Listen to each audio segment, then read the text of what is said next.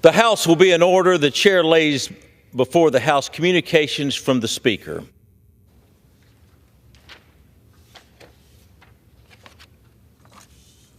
The Speaker's Rooms, Washington, D.C., December 9th, 2024. I hereby appoint the Honorable Dale W. Strong to act as Speaker pro tempore on this day. Signed, Mike Johnson, Speaker of the House of Representatives. Pursuant to the order of the House on January the 9th, 2024, the chair will now recognize members from a submitted list by the majority and minority leaders for morning hour debate. The chair will alternate recognizing between parties with time equally being allocated between the parties and each member other than the majority and minority leader and the majority whip, limited to 5 minutes, but in no event shall the debate continue beyond 1:50. The chair recognizes the gentlewoman from Virginia, Ms. Spanberger, for 5 minutes.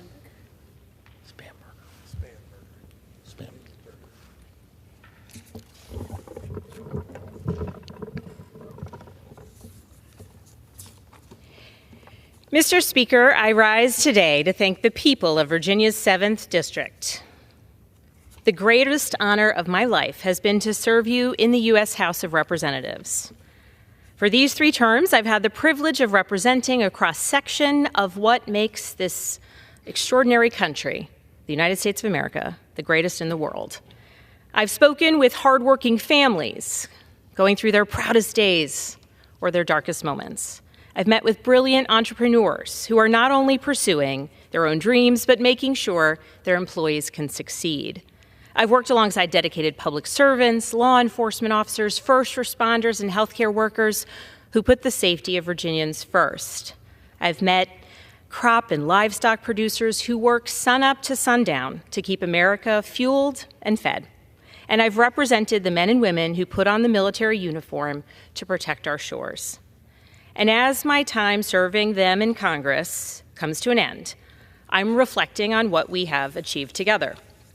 When I was first elected to Congress, I promised to work tirelessly for the people I serve. I promised to be effective and responsive. And in response to Virginia's seniors struggling to afford their medication, I voted to lower prescription drug costs for Medicare beneficiaries. In response to the fentanyl crisis, I've worked with both parties to strengthen America's investment in prevention, treatment, and recovery programs. And both former President Trump and President Biden have signed into law the bills that I have led to crack down on fentanyl trafficking.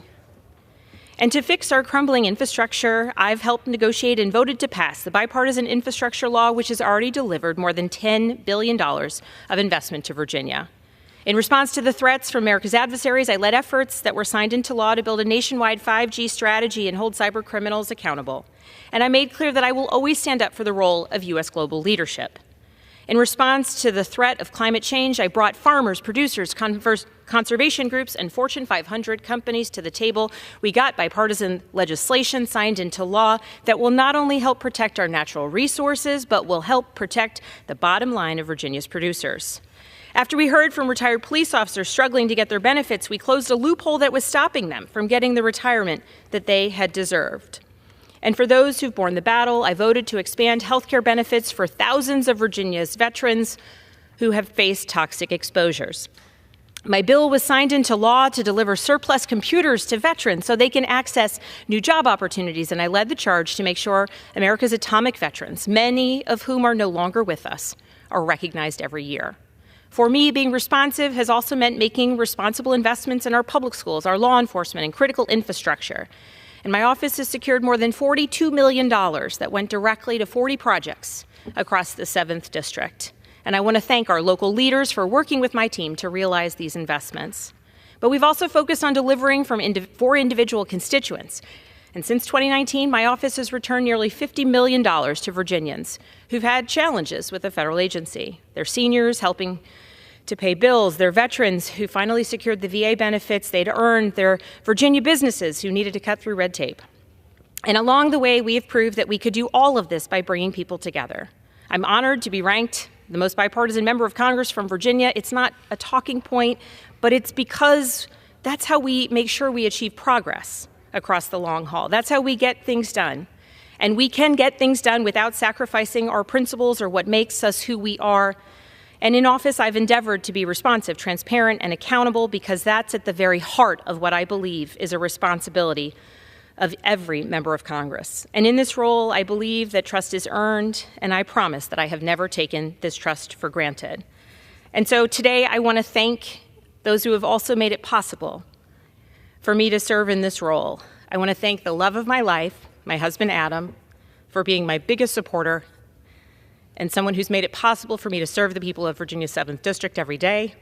I want to thank my daughters, Claire, Charlotte, and Catherine, for seeing that every effort I take in the political space is with them, their future, and the future of their peers in Virginia and beyond at the center of all I do. I want to thank my parents. I'm the daughter of Martin Davis, a law enforcement officer, retired, and Eileen Davis, a nurse. They taught me service, and they taught me that a life committed to helping others is one that every person can find value and dignity in. I want to thank my sisters, Hillary and Meredith, who are and always have been my best friends, my greatest supporters, and the two who remind me consistently who I am. I want to thank my parents-in-law, my brothers and sisters-in-law, my nieces, my nephews, my aunts, my uncles, my cousins, my late grandparents, everyone who had a part in making me who I am. And I also want to thank every single member of the Virginia 7th District team. They're extraordinary people who have used their times, their talents, their tenacity to deliver results for the people of Virginia. I believe in them. You made people believe in what is possible with good governance. I'm grateful for you. I'm grateful for your service. And I am so grateful for the privilege to have served the people of Virginia's 7th District. Mr. Speaker, I yield back. The chair recognizes the gentleman from Pennsylvania, Mr. Joyce, for 5 minutes. Mr. Speaker, I rise to address the House and ask unanimous consent to revise and extend my remarks. Without objection. Mr. Speaker, I rise to congratulate Penn State University's football team on reaching the first NCAA 12-team playoff. With both a shutdown defense and an efficient offense that kept the ball moving all season long, the Nittany Lions have put themselves in a strong position to play for a national championship title next month. While these students have done an incredible job on the field to reach this position, it is also important to remember their success in the classroom. Over the past 10 years, Penn State University is one of only 8 schools that have won at least 10 NCAA championships, while concurrently achieving at least a 90% graduation rate for student athletes. Their commitment to excellence, both on and off the field, are an example for the thousands of students across Pennsylvania who look to our football team as role models. On behalf of the Nittany Lion Nation and across Pennsylvania's 13th Congressional District, I congratulate the team on reaching the college football playoff. Thank you.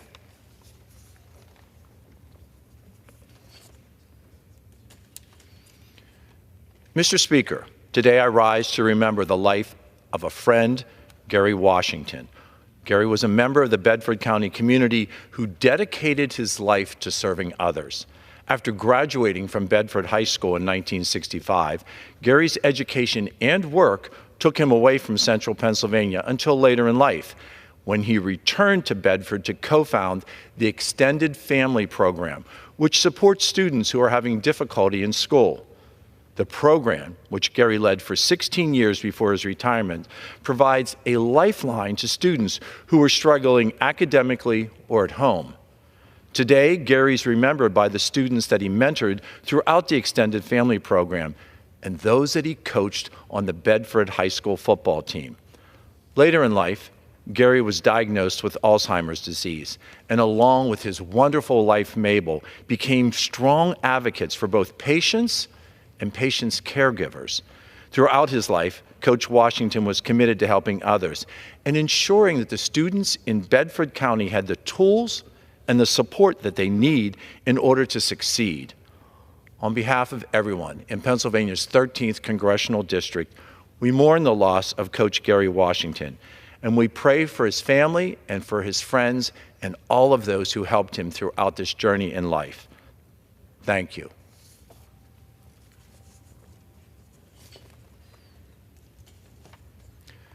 Mr. Speaker, this week we commemorate both the 83rd anniversary of the attack at Pearl Harbor and the 80th anniversary of the Battle of the Bulge. We are reminded of the incredible bravery and sacrifice made by our service members. The highest decoration that our nation can bestow upon those who serve in uniform is the Congressional Medal of Honor for acts of bravery at the risk of life above and beyond the call of duty.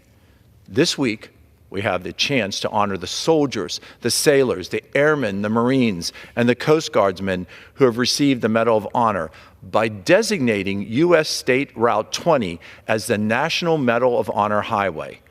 Stretching from Massachusetts Bay to the Oregon coastline, historic Route 20 is the longest highway in this great country. And it is fitting that this road be designated to honor the 3,516 Medal of Honor recipients who have fought to keep our nation safe and our nation free. I urge all of my colleagues to support this important legislation to honor those service members.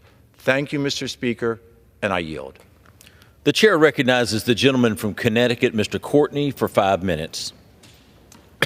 Thank you, Mr. Speaker. Mr. Speaker, I rise today in strong support of a bill that the House will be voting on this week, H.R. 8753, which directs the U.S. Postal Service to designate a single, unique zip code for certain communities. 53 will provide long overdue relief to 45 mostly small towns in 13 states from Connecticut to California by fixing a chaotic situation where the residents' zip codes are hopelessly carved up in a hodgepodge that results in lost mail, delayed mail, and wrong deliveries.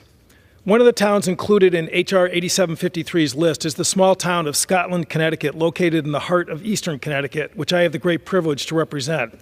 Scotland is the quintessential historic New England small town with a population of 1,576 people.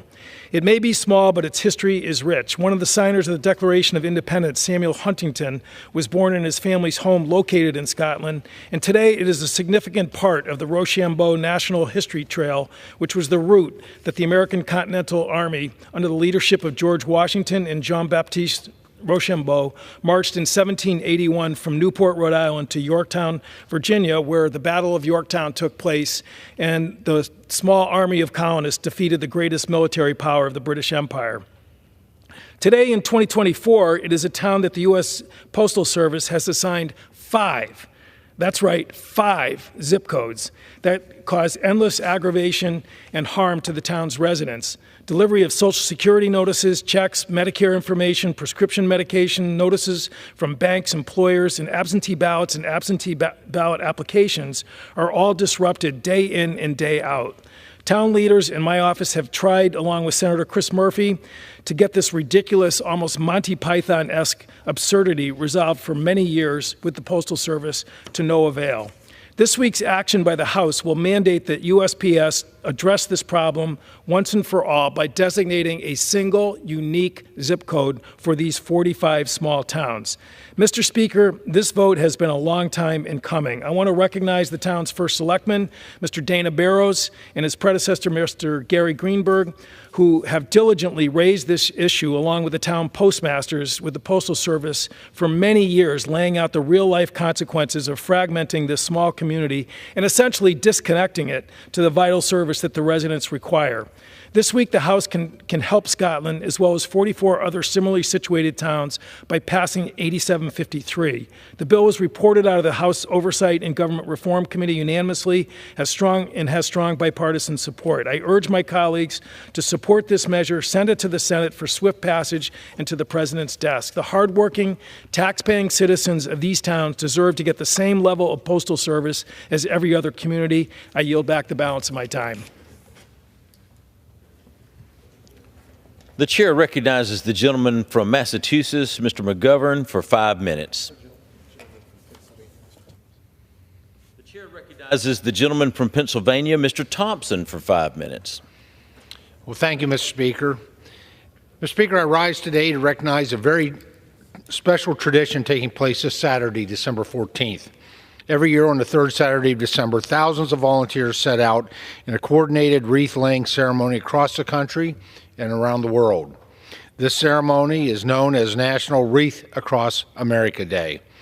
In 1992, Morel Worcester from Harrington, Maine, noticed he had an abundance of holiday wreaths and decided to take the opportunity to honor our country's fallen soldiers. After contacting his senator, arrangements were made for the wreaths to be placed at Arlington in an older section of the cemetery. This tradition would quietly continue until 2005, when a photo of the tombstones decorated with wreaths covered with snow went viral. From there, this quiet annual tribute to remember those who have made the ultimate sacrifice transformed into a mission to remember, honor, and teach. Since the viral photo, Wreaths Across America continues to grow. This Saturday, volunteers will lay wreaths at more than 2,500 locations in the United States, abroad and at sea. This simple gesture is a way for us all to express our appreciation during the holiday season. Wreaths Across America is built on three guiding principles: remember, honor, and teach. Each of these principles carries profound meaning, reminding us all of our responsibility to those who have given everything in defense of our freedoms. First, we remember our fallen heroes. Every name engraved on a headstone represents a life, a story of courage, dedication, and love for our great nation. By laying a wreath at their final resting place, we say their name aloud, ensuring that they are never forgotten. It's a simple yet powerful act, reminding us that freedom is not free. It is paid for by the men and women who answer the call of duty. Second, we honor those who wear or have worn the uniform. Honoring our veterans is not limited to one day or one ceremony. It is a commitment we carry out throughout the year. We honor the courage of those who stood watch over our nation, often in face of incredible challenges. We also honor their families who shared in their sacrifices and carried the weight of their absences. And finally, we teach the next generation. Wreaths Across America encourage us to pass these lessons on to the next generation. When we bring young people to participate, whether it's laying wreaths or hearing stories of service, we ensure that the values of duty, courage, and sacrifice are instilled in future leaders. These moments of connection are how we keep the memory of our veterans alive and ensure their contributions are not lost to time. This past Saturday, what has become known as the country's longest Veterans Parade, Wreaths Across America, annual escort to Arlington kicked off. Annual escort to Arlington, the official route will travel down the East Coast, stopping at schools, memorials, and other locations along the way to spread and remember the fallen, honor those that served, and teach the next generation the value of freedom. Stops with public events will be held in Maine, Massachusetts, Rhode Island, Connecticut, New York, New Jersey, Pennsylvania, Delaware, and Washington, D.C., before arriving at Arlington National Cemetery on the morning of Saturday, December 14th, National Wreaths Across America Day. This pilgrimage to Arlington National Cemetery represents the very best of our nation. More than 2,500 wreaths will be hauled by tractor trailers to their destination. Mr. Speaker, our veterans remind us that our freedom is not guaranteed, but is paid for by our dedicated service members. This small gesture is one of the ways we can thank them for their service. I would also like to recognize the many organizers, volunteers, and participants who make Wreaths Across America possible. Their dedication ensures that hundreds of thousands of veterans are remembered with dignity and respect. If you're interested in volunteering, please visit wreathsacrossamerica.org. Thank you, Mr. Speaker, and I yield back the balance of my time. The chair recognizes the gentleman from Massachusetts, Mr. McGovern, for 5 minutes. Mr. Speaker, I rise today to speak about Sudan, where people are suffering the worst humanitarian crisis in the world. Yet Sudan is all but invisible. In 2004, I stood with my colleagues in the House and Senate, NGOs and movements, and President George W. Bush in denouncing genocide in Darfur and calling for an end to the killing and repression by Sudanese dictator Omar al-Bashir. In April of 2019, I celebrated the courage of the Sudanese people who overthrew Bashir in a nonviolent mass movement. I supported their aspirations to create a new democratic civilian government. Their hopes were frustrated in October 2021 when 2 generals carried out a military coup against the transitional government. Then, in April 2023, those 2 generals, one in charge of the Sudanese Armed Forces, the SAF, and the other in charge of the Rapid Support Forces, the RSF, turned on one another in a power struggle that has laid waste to Sudan. Both sides have been accused of carrying out war crimes, and the RSF has been accused of atrocities that might rise to the level of genocide in Darfur.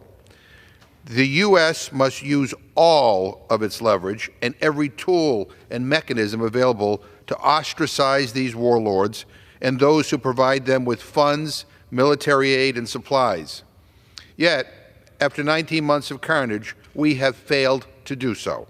Meanwhile, the Sudanese people are being killed, tortured, raped, and starved. They believe that the world has forgotten them. Some 26 million people need food assistance. Close to 10 million people have been classified as on the cusp of famine or already in its grip. The number of deaths by malnutrition is rising. Let me salute the brave Sudanese and international groups working day in and night inside Sudan to provide life-saving food, medicine, and services to the Sudanese people. In northern Darfur, the Zamzam camp for internally displaced, where more than 500,000 people seek shelter, has received support from humanitarian networks in my home state of Massachusetts for decades. In August, Zamzam was officially classified as in famine. In late November, the World Food Program finally reached Camp Zamzam with critical food supplies.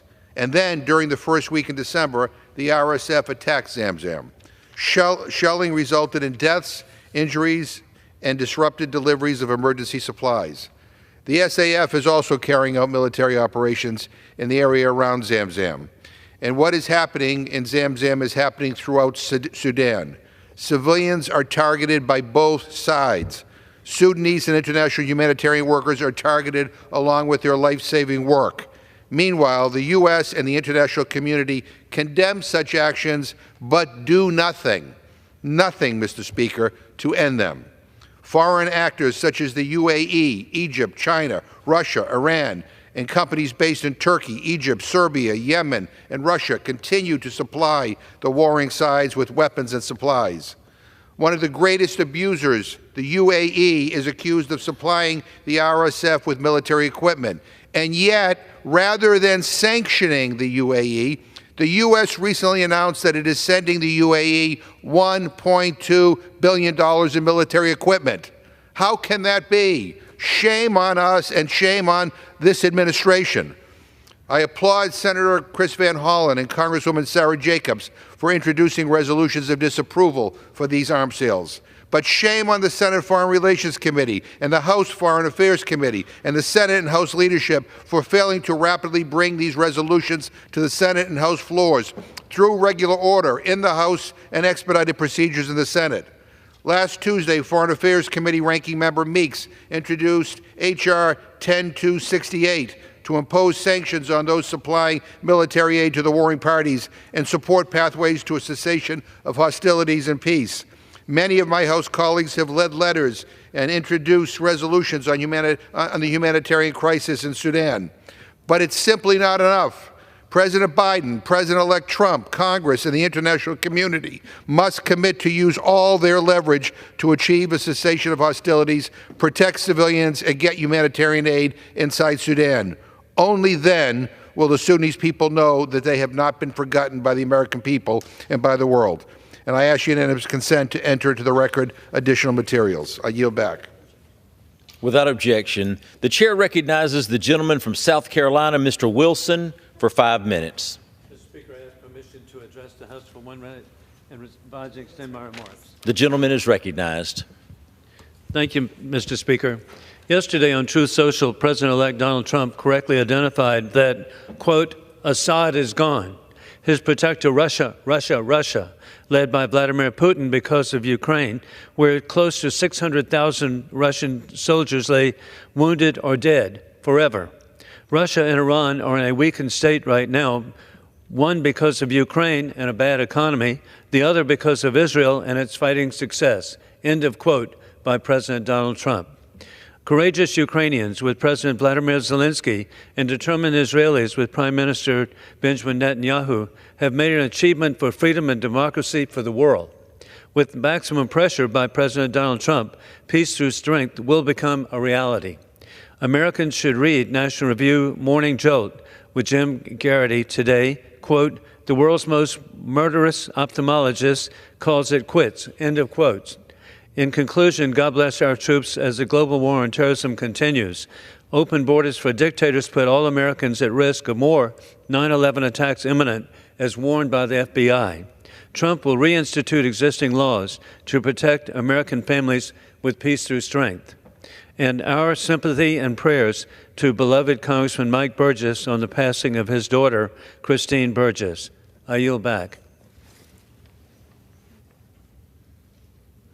The chair recognizes the gentleman from Connecticut, Mr. Larson, for 5 minutes. Thank you, Mr. Speaker. I rise to address the House and revise and extend my remarks on Social Security. Mr. Speaker, Social Security, as you know, is the #1 anti-poverty program in this country for the elderly and the #1 anti-poverty program in the country for our children. More than 70 million Americans receive Social Security. And yet, it's been more than 54 years since Congress has last enacted any legislation to enhance Social Security. Richard Nixon was President of the United States the last time that Congress enhanced the benefits of Social Security. And with more than 10,000 baby boomers a day becoming eligible for Social Security, you can understand the impact that this has, Mr. Speaker. Mr. Speaker, in your district alone, more than 154,000 people in Alabama in your district receive Social Security. 111,000 plus for pensions, 19,000 receive disability payments, more than 9,000 widows, 4,000 spouses, and more than 9,000 children. $275 million a month comes in to your district to supply the people of that district with the essential benefits they need and to keep most of them off of poverty. And where do they spend this money? They spend it right back in the communities that they live in. So this is an important economic enhancement as well, and Congress has not taken any action in more than 54 years, and now the Republican Study Commission says that it's going to cut Social Security. The benefits, if Congress takes no action, are going to be cut irrespective. That's why Congress should act and act now. And we shouldn't be looking to cut benefits for the citizens we represent. We should be enhancing benefits that haven't been touched in more than 50 years. President Trump has now called for tax cuts for Social Security. Now, that's laudable in and of itself. However, he does not pay for them. And Mr. Speaker, you know well, when you don't pay for those benefits, the money comes directly out of the trust fund. And so the great irony in attempting to say we're going to give you a tax cut, what you're really doing is cutting benefits by more than 36% for all those individuals. Now, we have a plan that calls for a tax cut as well, but it's paid for. And that's what the American people need to know, that These benefits need to be paid for, and Congress needs to take action. Otherwise, we will continue to stress the Social Security Trust Fund that Congress hasn't acted on in over 50+ years. I'm sure for a number of people listening in the audience and our viewers, they understand what this means, but probably weren't aware that it's going to take a vote of Congress. This is nothing the president can do through executive action or that the Supreme Court is going to do. It's going to take Congress to act, and to act specifically on behalf of the individuals we're sworn to serve. By passing a tax cut that's not paid for, what you're really doing is cutting benefits for all recipients, including those who will receive the tax cut. So even though they may get some temporary relief, long-term, the program will be impacted. Meanwhile, people like Elon Musk pay nothing into a system that desperately needs the help of Congress. I yield back my time. The chair recognizes the gentleman from California, Mr. LaMalfa, for 5 minutes. Thank you, Mr. Speaker. Securing our southern border still remains one of the most urgent and pressing challenges facing our country.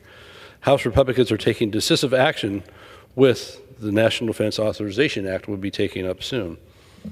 A bill that not only strengthens our military, but directly addresses the border crisis. A cornerstone of this plan is the authorization of National Guard deployments to the southern border. This ensures we have the manpower to respond effectively to illegal crossings, combat the influx of dangerous drugs, and disrupt cartel operations that endanger American lives and jeopardize our national security. We are directing resources to where they're needed most, protecting the borders and safeguarding the homeland. Indeed, the cartels have been so powerful and so aggressive in what they do, it endangers many, many lives, and we've heard horrific stories about the lives that have been taken and the trafficking. This focused approach prioritizes the well-being of all Americans over the inefficiency typically we find in Washington.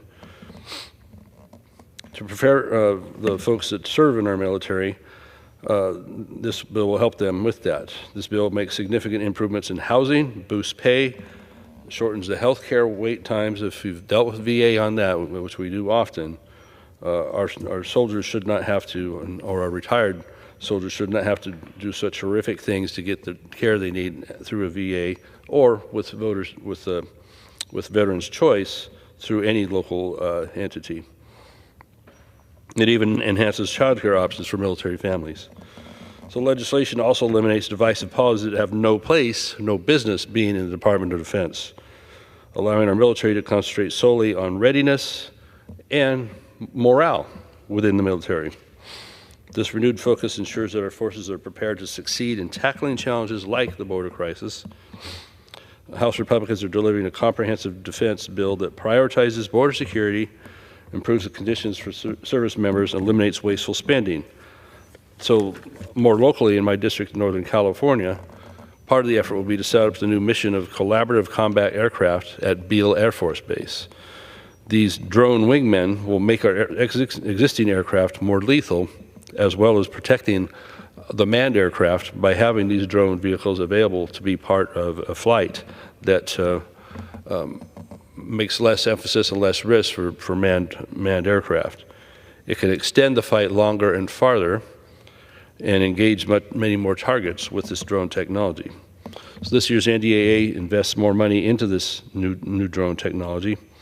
This forward-looking technology enhances existing airframes that we have to be able to keep vital air dominance and control in the near term our Indo-Pacific conflicts. So this is really great technology that is important that we incorporate, that we have less risk to our pilots. We can use existing aircraft and instead of having to buy nearly so much hyper-expensive new aircraft Not that I'm against it. I'm in favor of the newest, best aircraft we can get, but maybe we just don't have to buy nearly as many when the stuff we have is still good for the mission, with the wingman approach of these drones being able to do a lot of the dirty work and take the immediate risk that the manned aircraft don't have to. So the NDAA is something we have to pass every year. We need to get this done this month and keep that continuity that our fighting people need to get the job done, as certainly it's a more dangerous world than it ever has been right at this moment, with what we have in the Middle East, with what we have happening in the South Pacific with China and its aggression. We need to be ready, and this legislation will help move us that direction, and these new technologies lowering the risk for our fighting people. I yield back. The chair recognizes the gentlewoman from North Carolina, Ms. Foxx, for 5 minutes.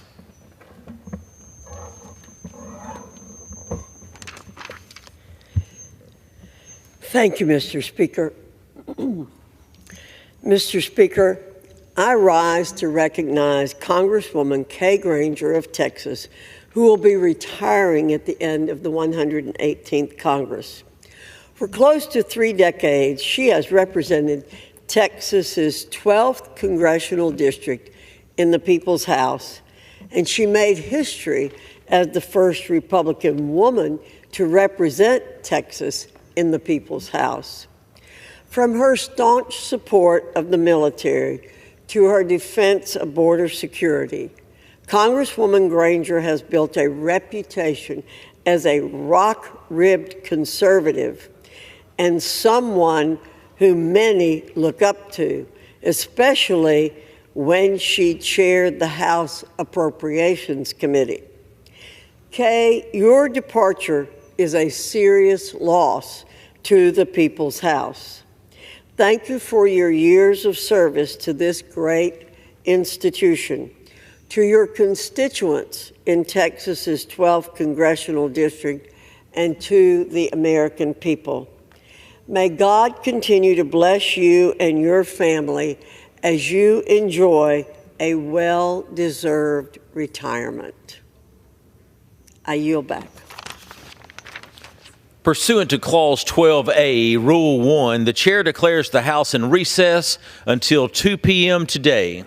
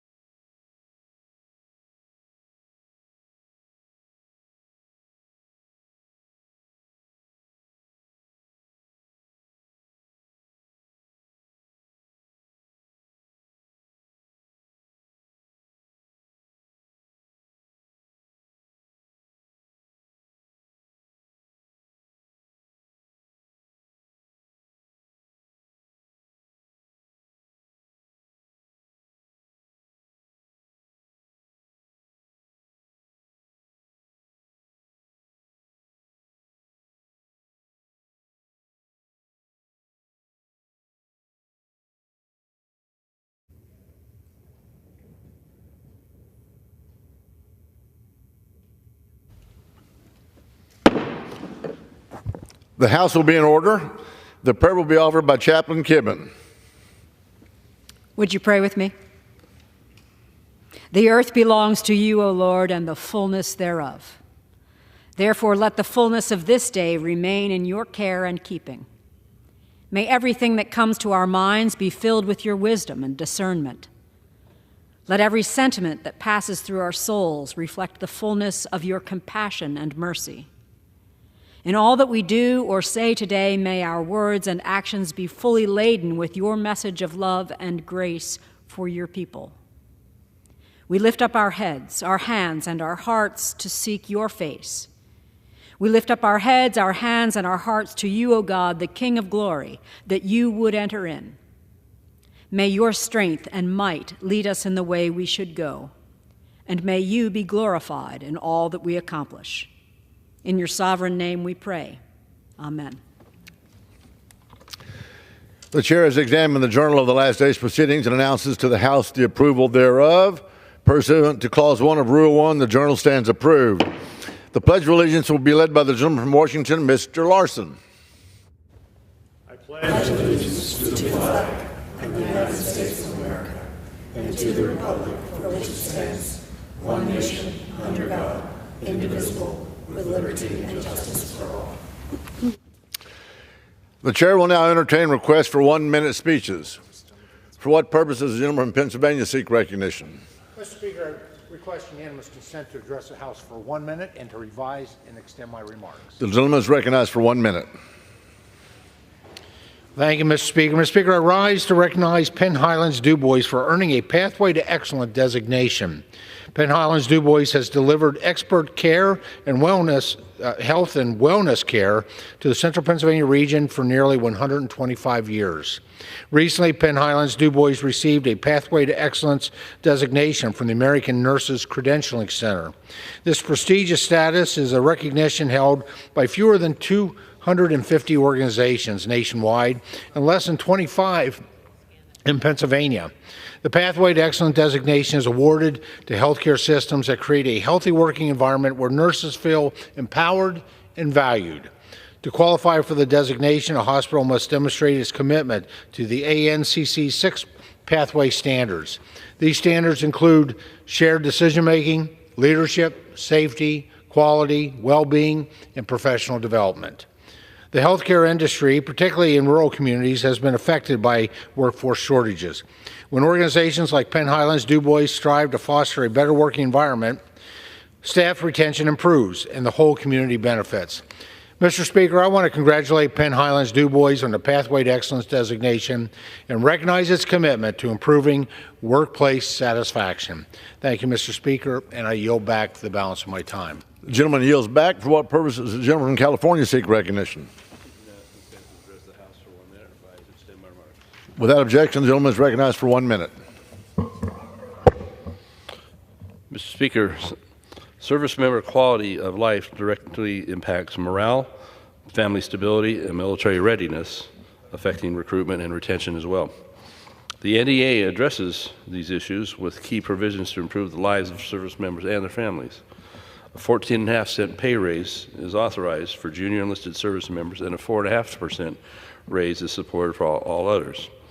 This pay increase is previously opposed by the Biden administration, but is now a critical part of the bill we'll be taking up soon to support those who serve our country.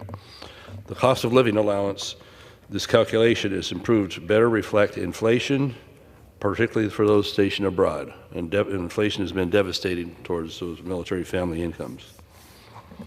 The NDA expands the basic needs allowance to support service members facing financial challenges. It requires the Department of Defense to reassess the subsistence allowance to ensure it covers the rising costs of necessary goods and services. These improvements will strengthen both the well-being of our service members and the military readiness in ensuring our forces are better equipped and higher morale to defend our nation. I yield back. Under Clause 5D of Rule 20, the chair announces to the House that in light of the resignations of the gentleman from New Jersey, Mr. Kim, and the gentleman from California, Mr. Schiff, the whole number of the House is 431. Pursuant to Clause 8 of Rule 20, the chair will postpone further proceedings today on motions to suspend the rules on which a recorded vote or the yeas and nays are ordered or votes objected under Clause 6 of Rule 20. The House will resume proceedings on postponed questions at a later time. For what purpose does the gentleman from Missouri seek recognition? Speaker, I'd move to suspend the rules and pass Senate Bill 1478.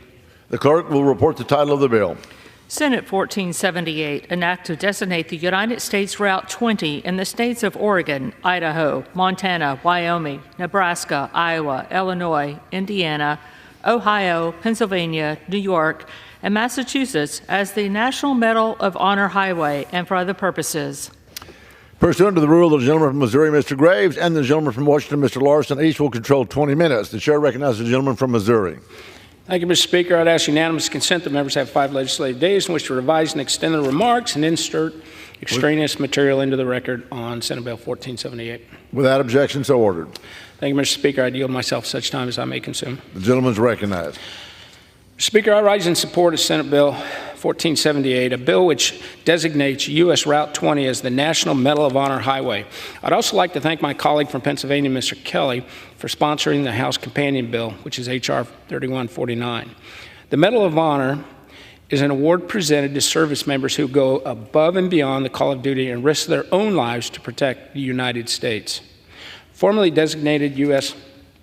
Route 20 as a National Medal of Honor Highway, it honors all 3,519 recipients of the Medal of Honor and all future recipients. U.S. Route 20 is the longest continuous highway in our nation. It spans 3,365 miles across 12 states. As people travel along U.S. Route 20 through Oregon, Idaho, Montana, Wyoming, Nebraska, Iowa, Illinois, Indiana, Ohio, and Pennsylvania, also New York and Massachusetts, they will be reminded of the recipients and their exemplary service to the United States. This bill is supported by the American Legion, by the Congressional Medal of Honor Society, the Legion of Valor, the Medal of Honor Historical Society of the United States, the Military Officers Association of America, the Military Order of the Purple Heart, and Vietnam Veterans of America. Mr. Speaker, I urge support of this legislation, and with that, I would reserve the balance of my time. The gentleman reserves. For what purpose? The gentleman from Washington is recognized. Thank you, Mr. Speaker. Today I rise in support of Senate 1478, which would designate the U.S. Route 20 as a National Medal of Honor Highway. U.S. 20 is the longest road in the U.S., passing through 12 states between Oregon and Massachusetts. Currently, all 12 of these states have designations at the state level, deeming U.S. 20 the Medal of Honor Highway. This bill would overlay a federal designation. Service members are awarded the Medal of Honor for embodying the highest levels of bravery and valor, and we do owe a debt of gratitude to every recipient of this award. And this bill is a way to honor all current and future recipients to help ensure we remember their acts of heroism. This legislation's House companion was already reported favorably by the Transportation and Infrastructure Committee by unanimous consent, so I urge my colleagues to support this legislation. With that, I thank the Speaker, and I reserve the balance of my time. The gentleman from Washington reserves. The gentleman from Missouri is recognized. Thank you, Mr. Speaker. At this time, I yield 5 minutes to the gentleman from Pennsylvania who sponsored the House companion bill, Mr. Kelly. The gentleman from Pennsylvania is recognized for 5 minutes. Thank you, Mr. Speaker. I thank the gentleman from Missouri. I rise today to speak in favor of my legislation that would designate U.S. Highway Route 20 as the National Medal of Honor Highway. U.S. Route 20 is America's longest continuous highway, spanning more than 3,000 miles from coast to coast, from Massachusetts to Oregon, and across our great country, including through my district in Erie County, Pennsylvania. This bipartisan, bicameral legislation is critical, as it would commemorate all 3,519 recipients of the Medal of Honor Award, both living and deceased. The Medal of Honor is the United States' highest military award for valor. The Medal of Honor recognizes the extraordinary sacrifice, courage, and devotion exhibited by every single recipient of this award. We owe them a debt we can never repay. Redesignating US 20 as the National Medal of Honor Highway would honor each state's current and future Medal of Honor recipients and recipients from any state who travel on the highway. Legislatures and governors in all 12 states along U.S. Route 20 have designated their state Medal of Honor highways covering 100% of the 3,365 miles across America. The 12 states along the U.S. Highway 20 account for about 62% of all Medal of Honor recipients since the Civil War. The legislation is supported by the American Legion, the Legion of Valor, Military Order of the Purple Heart, Vietnam Veterans of America, and the Medal of Honor Historical Society of the United States, and other organizations. It is my sincere hope that the millions of Americans who travel the highway each year, from Bend, Oregon, to Chicago, Illinois, to Erie, Pennsylvania, to Boston, Massachusetts, will take a moment to reflect on the extraordinary sacrifice, courage, and devotion exhibited by every single Medal of Honor recipient. Designating this highway is just one way we can cement their legacy in American history. I thank you to Senator Wyden for partnering and advocating for this bill in the Senate. I urge my colleagues to support this bill in honoring all of our nation's brave service members who have received the Medal of Honor. With that, I yield back. The gentleman from Pennsylvania yields back. The gentleman from Missouri. I'd reserve, and I'm prepared to close. So. The gentleman from Missouri reserves. The gentleman from Washington is recognized. The gentleman is prepared to close. I'll just note that recipients of the Medal of Honor have performed great acts of bravery in service of the U.S. So this bill is one way to honor those service members. I urge my colleagues to support this legislation, and I yield back the balance of my time. The gentleman yields back. The gentleman from Missouri is recognized. Thank you, Mr. Speaker.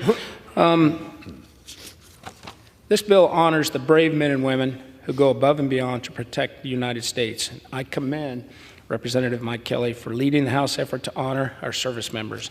The Transportation and Infrastructure Committee favorably reported the House companion legislation for this bill, and I urge support so that we can obviously send it to the President's desk and get it signed into law. And with that, Mr. Speaker, I will yield back the balance of my time. The gentleman yields back. The question is, will the House suspend the rules and pass Senate 1478? Those in favor say aye. Those opposed say no. In the opinion of the chair, 2/3 being in the affirmative, the rules are suspended, the bill is passed, and without objection, the motion to reconsider is laid on the table. For what purpose does the gentleman from Missouri seek recognition? Mr. Speaker, I'd move to suspend the rules and pass Senate Bill 3475. The clerk will report the title of the bill. Senate 3475, an act to amend Title 49 United States Code to allow the Secretary of Transportation to designate an authorized operator of the Commercial Driver's License Information System and for other purposes. Pursuant to the rule, the gentleman from Missouri, Mr. McGraves, and the gentleman from Washington, Mr. Larson, each will control 20 minutes. The chair recognizes the gentleman from Missouri. Thank you, Mr. Speaker. I ask unanimous consent that members have 5 legislative days in which to revise, extend their remarks and insert extraneous material into the record on S 3475. Without objection, so ordered. Thank you, Mr. Speaker. I yield myself such time as I may consume. The gentleman is recognized. Mr. Speaker, S 3475, the Strengthening the Commercial Driver's License Information System Act, is important legislation that ensures that states are able to continue to share commercial motor vehicle operator driving records. The Commercial Driver's License Information System, or the CDLIS, has long been maintained and operated by the American Association of Motor Vehicle Administrators, AAMVA, and on behalf of the states. This system allows states to share information with one another, preventing commercial motor vehicle operators from holding multiple commercial driver's licenses, or CDLs, in different states. CDLIS is used to maintain the principle of one commercial motor vehicle license per every one commercial motor vehicle driver. Traditionally, states paid user fees directly to AMVA, and the fees were used to maintain and update CDLIS. But in 2022, the Federal Motor Carrier Safety Administration interpreted existing statute and ruled that fees could no longer be paid by the states directly to AAMVA and instead must go to the federal government, leaving CDLIS with no real funding mechanism. There have been additional concerns raised that the Federal Motor Carrier Safety Administration would need to directly operate and request new funding for a system that was previously self-sufficient. This bill allows the Secretary of Transportation to designate an authorized operator of the Commercial Driver's License Information System, which would allow states to again pay fees directly to AAMVA and continue operating under the status quo. The bill is supported by AAMVA and the American Trucking Associations. Mr. Speaker, I urge support of this legislation. With that, reserve the balance of my time. The gentleman reserves. The gentleman from Washington is recognized. Thank you, Mr. Speaker. I rise in support of S 3475, legislation that is sponsored by Senator Peters. This bill would make technical corrections to the Commercial Driver's License Information System, or CIDLIS, to ensure the system continues to function as intended. CIDLIS is a nationwide database that allows states to share information about commercial driver records. The system ensures commercial drivers are properly vetted with a single license and a complete record, which is critical for the safety of our roads. Absent this tool, commercial drivers could lose their license for safety violations in one state, but then simply apply for a license in a different state. This legislation ensures the Federal Motor Carrier Safety Administration can continue to partner with the American Association of Motor Vehicle Administrators to access the database and records. The Department of Transportation informed Congress that a technical revision to the law is needed to allow the system to continue to operate successfully. This legislation provides that correction and ensures that any fees collected go towards operating and maintaining the system. So I urge my colleagues to support this legislation and reserve the balance of my time. The gentleman reserves. The gentleman from Missouri is recognized. Thank you, Mr. Speaker. I don't have any speakers, so with that, I reserve the balance. I'm prepared to close. The gentleman reserves. The gentleman from Washington is recognized. Thank you, Mr. Speaker. Mr. Speaker, the Commercial Driver License Information System is the backbone of a safe commercial driving industry. This bill would ensure the continued operation of this critical tool and protect other safety priorities, and I urge my colleagues to support this legislation. With that, I yield back the balance of my time. The gentleman from Washington yields back. The gentleman from Missouri is recognized. Thank you, Mr. Speaker. The strengthening of the Commercial Driver's License Information System Act ensures that states can continue to rely on the Commercial Driver's License Information System, and this system is crucial to maintaining the one commercial motor vehicle driver, one commercial motor vehicle license principle. Mr. Speaker, I urge support of this bill, and with that, yield back the balance of my time. The gentleman yields back. The question is, will the House suspend the rules and pass Senate 3475? All those in favor say aye. Aye. Those opposed say no. In the opinion of the chair, 2/3 being in the affirmative, the rules are suspended. The bill is passed. On that objection, the motion to reconsider is laid on the table. For what purpose does the gentleman from Missouri seek recognition? Mr. Speaker, I move to suspend the rules and pass the House Amendment to S 4367, the Thomas R. Carper Water Resources Development Act of 2024. The gentleman the clerk will report the title of the bill.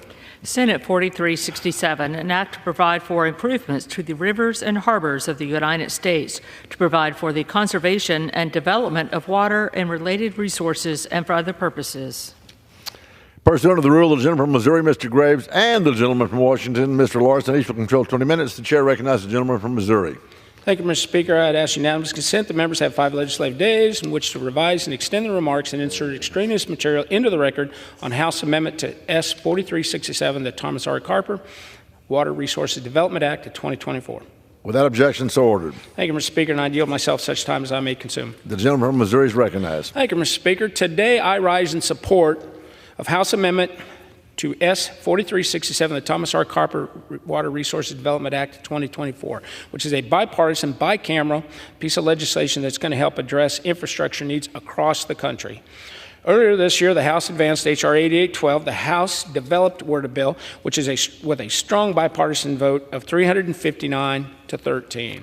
And I want to thank Ranking Member Rick Larson, Water Resource and Environment Subcommittee Chair David Rouser, and Ranking Member Grace Napolitano, and our Senate colleagues, Chairman Carper and Ranking Member Capito, for all their hard work in developing and negotiating this final product.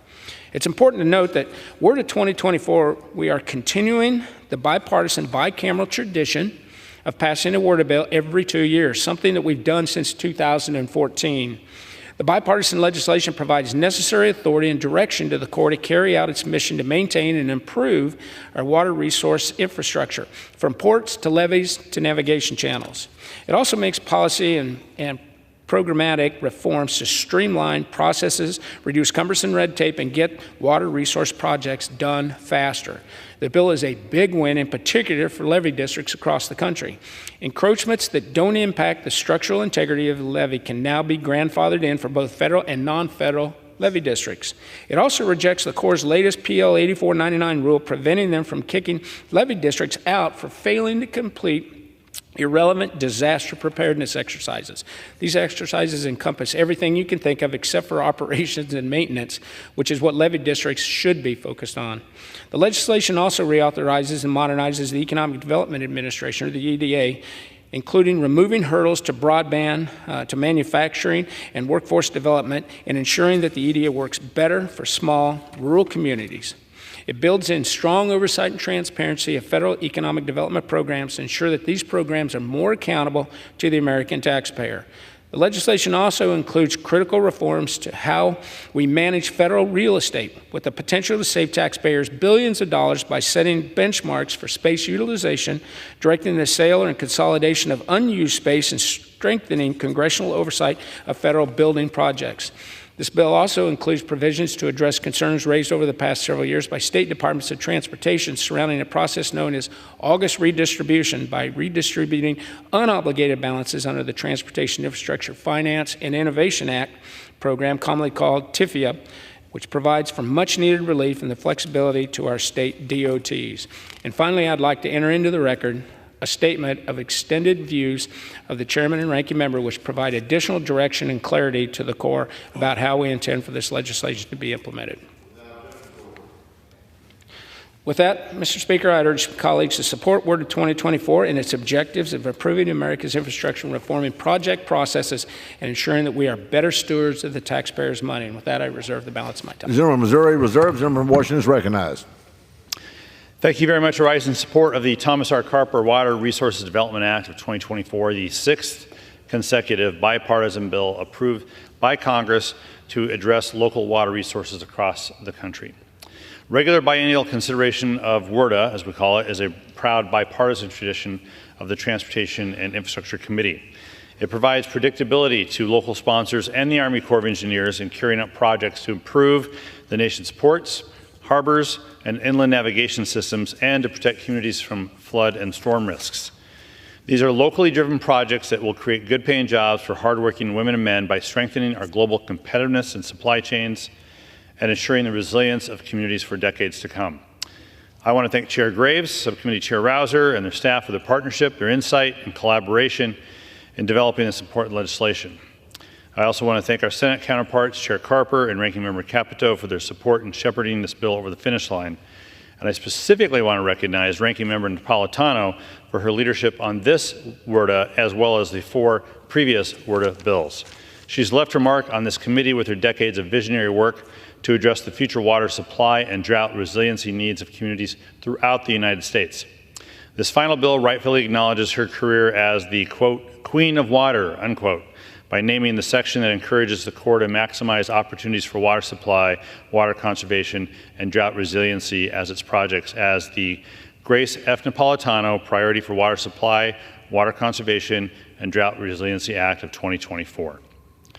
WORDA 24 authorizes the construction of projects in 21 pending reports of the Chief of Engineers. It also provides over $5 billion in new and modified environmental infrastructure authorities to address local water and wastewater needs. This bill also authorizes over 200 new feasibility studies for future water resources development projects, as well as modifies multiple existing projects to reflect current local needs.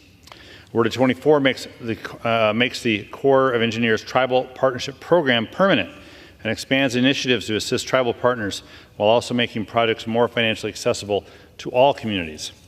It also provides communities with tools needed to face the threats posed by climate change, from enhancing drought resilience to combating harmful algal blooms and supporting flood control projects.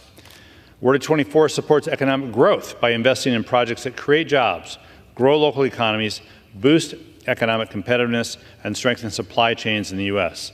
Ships are getting bigger, and our ports need to get deeper to maintain America's competitive edge. Increased federal investment in harbor deepening projects will strengthen our supply chains and ensure our ports and harbors can accommodate the world's largest ships. Now, further, the WORDA legislation we're considering includes also provisions related to economic development and to public buildings. The bill authorizes activities for the Department of Commerce's Economic Development Administration, or EDA, for the next 5 years. Congress is giving EDA clear direction about our priorities, which include clarifying EDA's responsibilities in disaster recovery efforts led by FEMA, adjusting the federal and non-federal cost share levels, and prioritizing investments in critical infrastructure, workforce, innovation, entrepreneurship, economic recovery, resiliency, and manufacturing. And the bill also includes provisions designed to improve the efficacy and accountability of the General Services Administration, or GSA, by improving the process for disposing of underutilized federal buildings and making transparent GSA's process for updating design and engineering requirements. And this bill further gives states and local governments access to an additional $1.8 billion in contract authority that can be applied to critical transportation projects from amounts previously authorized under the TIFIA loan program. And this bill equitably redistributes these funds according to the highway formula, including a 10% set aside for transportation alternatives, ensuring communities of all sizes in every state are guaranteed access to this funding. So with all that, Mr. Speaker, I urge my colleagues to support this legislation, and I reserve the balance of my time. The gentleman reserved. The gentleman from Missouri is recognized. Thank you, Mr. Speaker. At this time, I'd yield 2 minutes to the gentleman from Wisconsin, Mr. Van Orden. The gentleman from Wisconsin recognized for 2 minutes. Thank you, Mr. Chairman. Thank you, Ranking Member Larson. Today, I rise in strong support of the Tarmasar-Carper Water Resource Development Act of 2024. My district, the 3rd Congressional District of the state of Wisconsin, has the largest contiguous section in the Mississippi River of any congressional district in the nation. We don't have a north to south highway, we've got the Mississippi River. And while there's unparalleled economic, transportation, and recreational significance of our region, our communities along the river are subject to flooding due to weather events and aging infrastructure. We must do more to ensure that the resilience of our communities located along our river, which is why I'm proud and this bill includes a new study authorizing the City of La Crosse levee accreditation. The study will focus on flood risks and water resource management concerns in the La Crosse area and is a first step towards a long-term accreditation of these levees. I was very proud to champion the Counting Authorities programs, which allows smaller Army Corps of Engineer projects to be implemented without the lengthy congressional approval process. And changes like this are going to help the resiliency of our local riverfront communities. This bipartisan package also includes my Public Buildings Accountability Act, H.R. 6254. This bill requires the GAO to report and review and account for the personnel in public building service, in-person attendance, historical staffing numbers and costs, and analysis of the effectiveness of the organizational structure. This bill is going to require an examination of the building's operations accounts of the Federal Building Fund. And as a founding member of the Doge Caucus, it's critical that workers return to the office. We're wasting millions of taxpayers' dollars on unused office space. If workers are not going to use their offices, we need to know it and we need to sell them. Now, on a state level, unfortunately, our governor has decided to threaten a veto of our budget if he requires state workers to return to office, and I encourage our governor to look to the federal government and to this bipartisan bicameral bill for sanity, which for me to say that is quite a thing. Finally, this package reauthorizes and modernizes the Economic Development Administration, and the EDA projects are critical to rural communities in my district, and this reauthorization specifically helps our rural communities. And with that, I encourage my colleagues to vote for this bill, and I yield back. The gentleman from Wisconsin yields back. The gentleman from Missouri is recognized. I reserve. The gentleman reserved. The gentleman from Washington is recognized. Thank you, Mr. Speaker. I yield 5 minutes to the representative from California, Representative Grace Napolitano. The gentlelady from California, a.k.a. the Queen of Water, is recognized. Thank you, Mr. Speaker. I am pleased to join my great ranking member Larson. Thank you for the kind accolades. Chairman Graves, my friend, Chairman Rouser, members of the Transportation and Infrastructure Committee, in bringing the conference agreement on S4367, the Water Resources Development Act of 2024, to the floor. The WRDA is our legislative commitment to investing in and protecting our communities from flooding and droughts, restoring our environment and ecosystems, and keeping our nation's competitiveness by supporting our ports and harbors. Through the biennial enactment of water legislation, this committee has addressed local, regional, and national needs through authorization of the new U.S. Army Corps of Engineers projects, studies, policies that benefit every corner of our country. I am particularly thankful that we were able to include in this WRDA policies to improve upon and address the needs of water supply.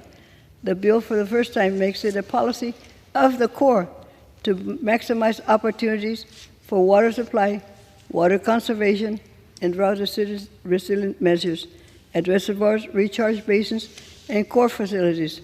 It requires the Corps to work with local communities and give full consideration to local proposals to address water supply needs. I want to thank Representative LaMalfa for joining me in authorizing this important provision, and thank Senator Padilla and Kelly for improving this section with their own important drought-resilient initiatives. We have seen the need for the Corps to play a bigger role in water supply, especially in drought-prone regions such as the West. This provision will prevent the bureaucratic and logistical roadblocks that many communities face when trying to work with the Corps to improve water capture, groundwater recharge, and other water supply improvements. This legislation further includes a provision creating new project construction authority for the Corps to consider opportunities to reclaim, treat, and reuse stormwater to address regional needs. Our bill also expands the Corps' authority to modify existing dams, basins, and channels for drought resiliency measures, including water conservation measures and removal of sediment, planting of native vegetation, and other actions that increase water efficiency. This year, the Corps finally funded the donor part provisions of WARDA in the 2020 in their work plan. This bill requires the Corps to provide an annual report on WARDA 2020 harbor maintenance provisions to make sure the direction of Congress on negotiated HMT expenditures is followed. This is incredibly important to my local ports, Los Angeles and Long Beach, to make sure they receive their fair share of harbor funding. Also provides for hundreds of local concerns throughout the country. Staff took input from over 300 members of Congress who improved this bill with their insight into the needs of their communities. For my community, I am proud that this bill transfers the authorization of 44 channels in my region in the Los Angeles County Flood Control District. Channels are locally owned, have been successfully operated and maintained by the Los Angeles County for decades. The provision will formalize the current operation of these channels. This bill further creates a geo-study on the growing issue of homeless encampments on core properties. Also, an increasing concern in my district and across the country with danger of homeless encampments and active flood channels. The study will propose options for the Corps, partnering with state, federal, and local agencies to provide resources and prevent flood disasters. This bill also formalizes and improves on academic partnership with Cal State Pomona in my region. Cal Poly is one of the most diverse and successful engineering schools in the country, educates many future Corps engineers, formalizes the collaboration between the Corps and the university in conducting academic research on integrated design and management of water resources development projects, including the purposes of flood risk management, ecosystem restoration, water supply, water conservation, and sustainable aquifer management. Mr. Speaker, WARDA is a bipartisan product, includes many provisions in every part of the country, authored by House members themselves. It is an incredible task compiling all of these priorities and drafting this WARDA bill. I am proud, as the chairman stated, of the 6 WARDA passed on a bipartisan basis. Thank you to the many people who helped this bill become a reality. Thank you to the leadership of the Army Corps of Engineers and their incredible staff who have worked through hundreds of submissions that they received. Thank you to the remarkable team. I'll yield an additional minute. The ladies yield additional time. Thank you, sir. Thank you to our remarkable team at Legislative Council for putting all of these provisions in legislative text. Fortunate to have some of the best water leaders in the country in my district, Southern California, who provided valuable input for this bill, including Los Angeles County Public Works Director Mark Pastrella, Los Angeles County.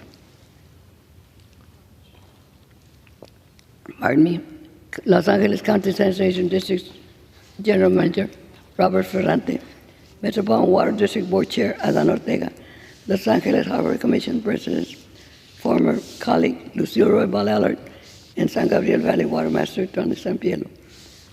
I would like particularly to thank the subcommittee staff Subcommittee Chairman David Rouser for his friendship and collegiality throughout the hearings and meetings that led to this bipartisan accomplishment for visiting my district.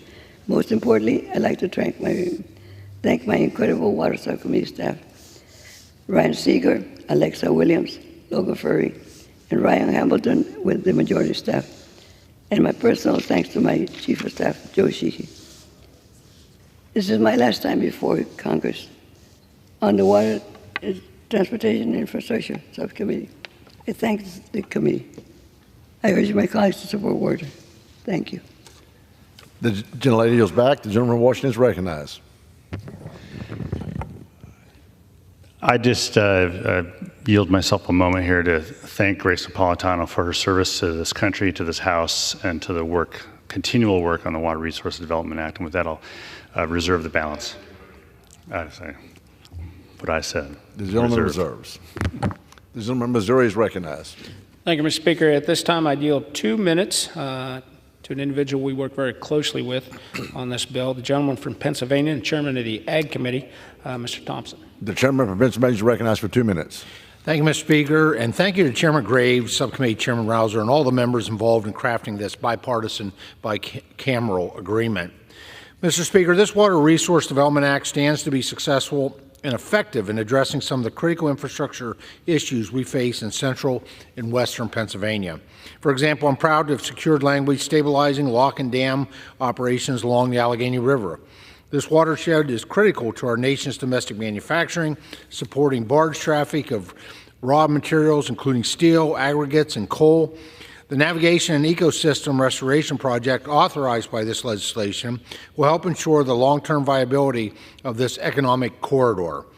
The Allegheny River has sorely needed dredging for several years to support both commercial and recreational traffic. I'm proud to have championed language in this legislation strengthening a provision from the previous WRDA to allow the Allegheny and other inland waterways to compete on a level playing field for a multi-year dredging demonstration program.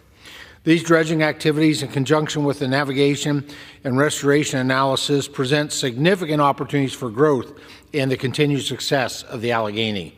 I'm also pleased to see language in this bill prioritizing levee recertification and restoration projects in Williamsport, Pennsylvania. This levee system, first built and completed in 1955, is undergoing a recertification and accreditation process with FEMA and the Army Corps. Unfortunately, many of the necessary studies and groundwork required to be completed by the Army Corps has been delayed, threatening completion of these critical projects. Language in this legislation ensures that these projects will be prioritized for completion. Finally, Mr. Speaker, I'm pleased to see the Economic Development Reauthorization Act included within this legislation. The local development districts representing the communities throughout the Pennsylvania 15th Congressional District do incredible work to build, strengthen, and revitalize our local economies in these rural areas. This reauthorization incorporates several necessary updates, including reducing financial barriers for rural, small, and resource-challenged communities, and allowing the EDA to invest in high-speed broadband, workforce development, and critical infrastructure gaps. Mr. Speaker, I'm proud to support this bipartisan legislation before us today, and I encourage my colleagues to do the same. And I yield back. The gentleman yields back. The gentleman from Missouri is recognized. Can I inquire as to how much time we have? The gentleman from Missouri has 13 minutes. What was that? The gentleman from Washington has 9 1/4 minutes. The gentleman from Missouri has 13 I'd reserve. The gentleman reserves. The gentleman from Washington is recognized. Thank you. I'd yield 3 minutes to the representative from Nevada, Representative Titus. The gentlelady from Nevada is recognized. Thank you. I rise in support of this critical bipartisan bill, which addresses water issues across the nation, and it is especially important in the West, where whiskey is for drinking and water is for fighting over. You know, this legislation includes provisions that I introduced and led to extend the Las Vegas WASH program, which is essential for returning water to Lake Mead as our region of the country battles historic drought. Additionally, as the ranking member of the Economic Development Subcommittee, I'm proud to have negotiated the first reauthorization of the Economic Development Administration in 20 years. It includes my language recognizing the importance of travel and tourism for economic development. Across the country, every place has something people want to visit, but it's especially true in my district, which includes Las Vegas. It also has my legislation to assist with water conservation efforts in economies negatively impacted by drought and extreme heat. I want to thank Chairman Graves, Ranking Member Larson, Chairman Rouser, and especially Ranking Member Napolitano, Chairman Perry, and all the wonderful staff who worked so hard to move this forward and make the bipartisan package possible. Thank you very much, and I yield back. The gentlelady from Nevada yields back. The gentleman from Washington is recognized. Reserve. The gentleman reserved. The gentleman from Missouri is recognized. Thank you, Mr. Speaker. At this time, I yield 1 minute to the gentleman from Georgia, Mr. Allen. The gentleman from Georgia is recognized for 1 minute. I thank the chairman for yielding the time. I rise in strong support of S 4367, the Bipartisan Water Resources Development Act. Included in today's legislation is language which addresses an issue that means the world to many of my constituents. I have spoken from this podium many times over the past 10 years highlighting the importance of the Lock and Dam to the residents of the CSRA. Due to environmental mitigation from the Savannah Harbor expansion project, the Corps of Engineers was responsible for constructing a mitigation feature that would allow sturgeon and other endangered fish to access new spawning grounds.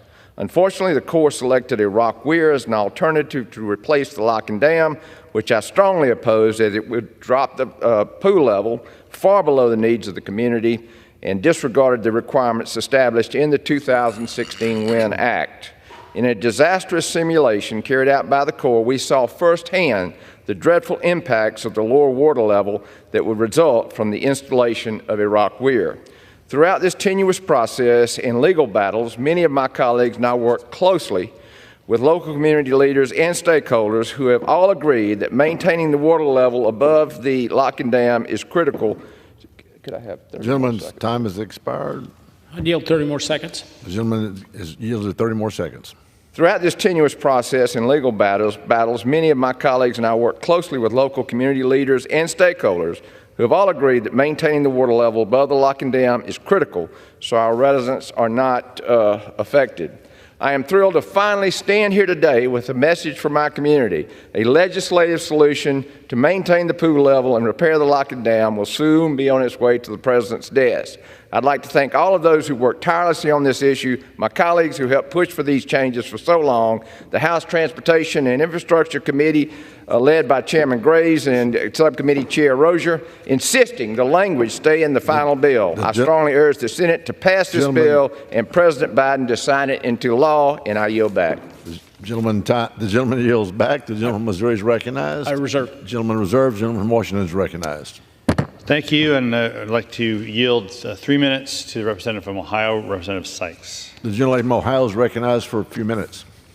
Thank you, Mr. Speaker. I rise today to urge my colleagues to support S 4367, the Thomas R. Carper Water Resources Development Act of 2024. But before I start remarks, I want to echo my colleagues' thanks and gratitude to Grace Napolitano, and personally for her tapping me to be the vice-ranking member of the Water Resources Subcommittee, where she has served us so honorably. While I know that the title of Queen of Water is taken, perhaps Princess is up for grabs.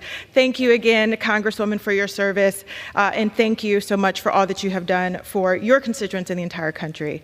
This bipartisan legislation authorizes projects for water and wastewater infrastructure that are critical to the strengthening of the flood protection resiliency of our communities and to complete ecosystem restoration that maintains America's vital natural resources.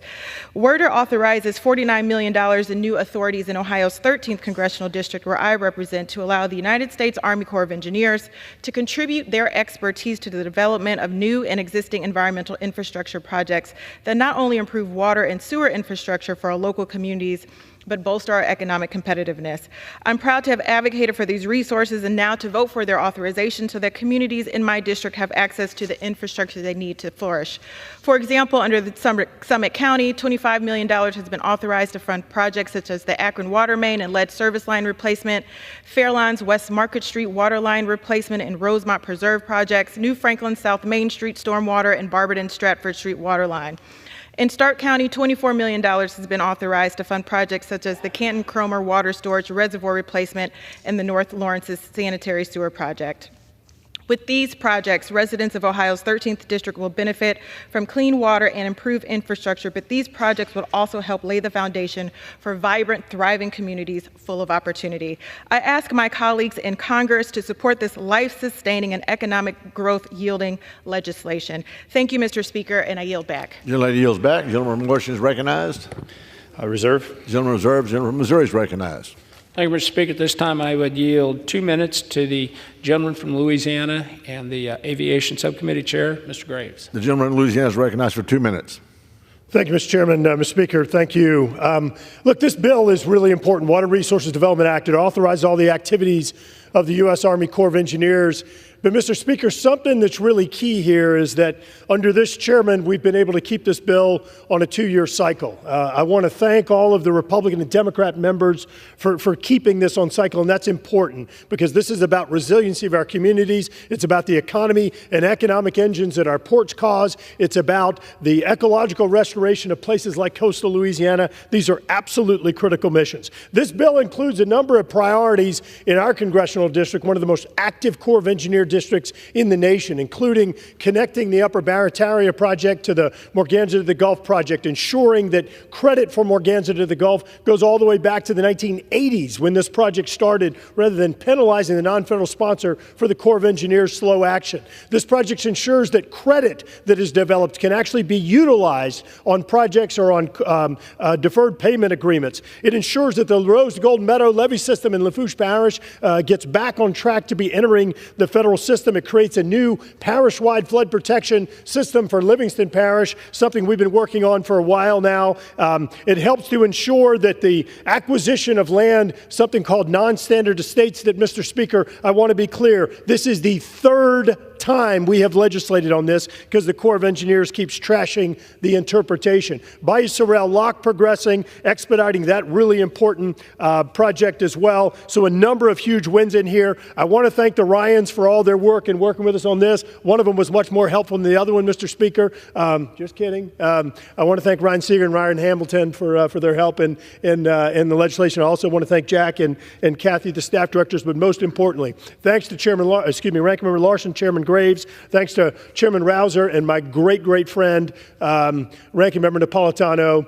It has been fantastic serving with you, and really do wish you the greatest, and your children, your grandchildren, your great-grandchildren, and great-great-grandchildren. You have extraordinary generations, but thank you very much for your service. Yield back. The gentleman yields back. The gentleman from Missouri is recognized. Reserve. The gentleman from Missouri reserves. The gentleman from Washington is recognized.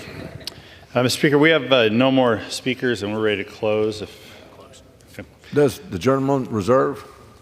Gentleman's I'm ready to close. Recognized. Yeah, thank you.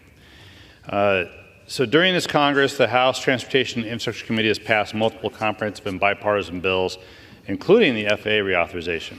WRDA 2024 and other titles of this bill show that we are finishing the Congress strong with a continued commitment from this committee to invest in our nation's infrastructure and to grow our economy in regions across the country.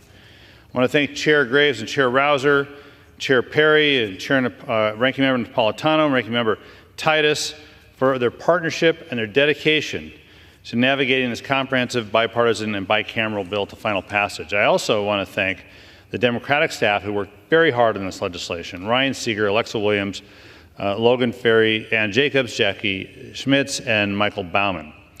I urge my colleagues to support this bill and yield back the balance of my time. The gentleman yields back. The gentleman from Missouri is recognized. Thank you, Mr. Speaker. I'd yield myself such time as I may consume. The gentleman's recognized. Thank you, Mr. Speaker. In closing, I'd like to emphasize again the importance of the legislation that we are considering today, which will have a positive impact on communities across the country. This water bill delivers improvements to flood control infrastructure, ports and harbors, and inland waterways across the country.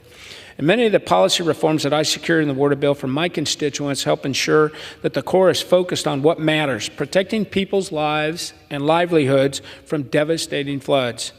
For example, the bill prohibits the Corps from using eminent domain to seize land for fish and wildlife purposes along the Missouri River. It also includes important provisions to reauthorize the EDA, make us better stewards of federally owned spaces, and repurpose unobligated TIFIA balances.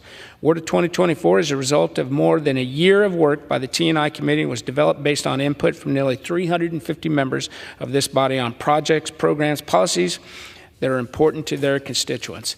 The bill also includes projects and policy reforms that will make the Corps work better for our communities by empowering non-federal project sponsors, including transparency at the Corps and streamlining processes.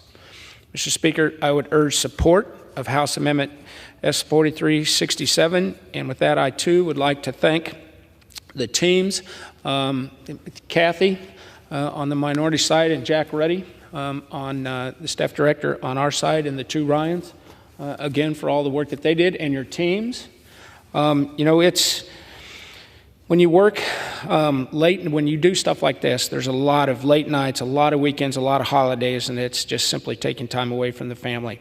And, you know, the staff that got us here today, they deserve the credit and the thanks. And I want to finish by saying, you know, the Queen of Water, what a great job that she did. It's been awesome to be able to work with her and Ranking Member Larson on this bill. And I do want to say, too, Representative Rouser, who is the subcommittee chair over this, would have been here. He's got obligations in steering committee, which prevented him from being able to come down. But he put a lot of effort, a lot of work, a lot of time into this bill. And I wish he could have been here, but he just simply could not make it. So with that, Mr. Speaker, I'd urge my colleagues to support a great word of bill and yield back the balance of my time.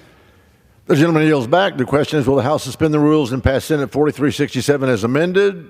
All in favor say aye. Those opposed say no. In the opinion of the chair, 2/3 being in the affirmative. This is Missouri. I'd ask for a request a recorded vote. Does the gentleman request the yeas and nays? Yes. The yeas and nays have been requested. All those in favor of taking this vote by the yeas and nays will rise and remain standing until counted. A sufficient number having risen, the yeas and nays are ordered. Pursuant to Clause 8 of Rule 20, further proceedings on this question will be postponed. For what purpose does the gentleman from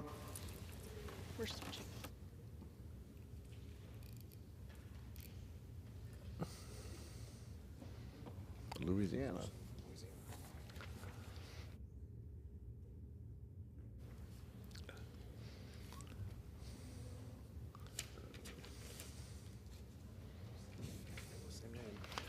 For what purpose does the gentleman from Louisiana seek recognition? You know, Mr. Speaker, a few minutes ago I didn't know the answer to that question, but now I do. I move to suspend the rules and pass S50. The clerk shall report the title of the bill. Senate 50, an act to amend the Federal Water Pollution Control Act to require the administrator of the Environmental Protection Agency to give priority consideration to selecting Pensacola and Perdido Bays as the estuary of national significance and for other purposes. Pursuant to the rule, the gentleman from Louisiana, Mr. Graves, and the gentleman from Washington, Mr. Larson, each will control 20 minutes. The clerk recognizes the gentleman from Louisiana. Mr. Speaker, I ask unanimous consent that members have 5 legislative days in which to respond and extend their remarks and insert extraneous materials in the record on S50. Without an objection, so ordered.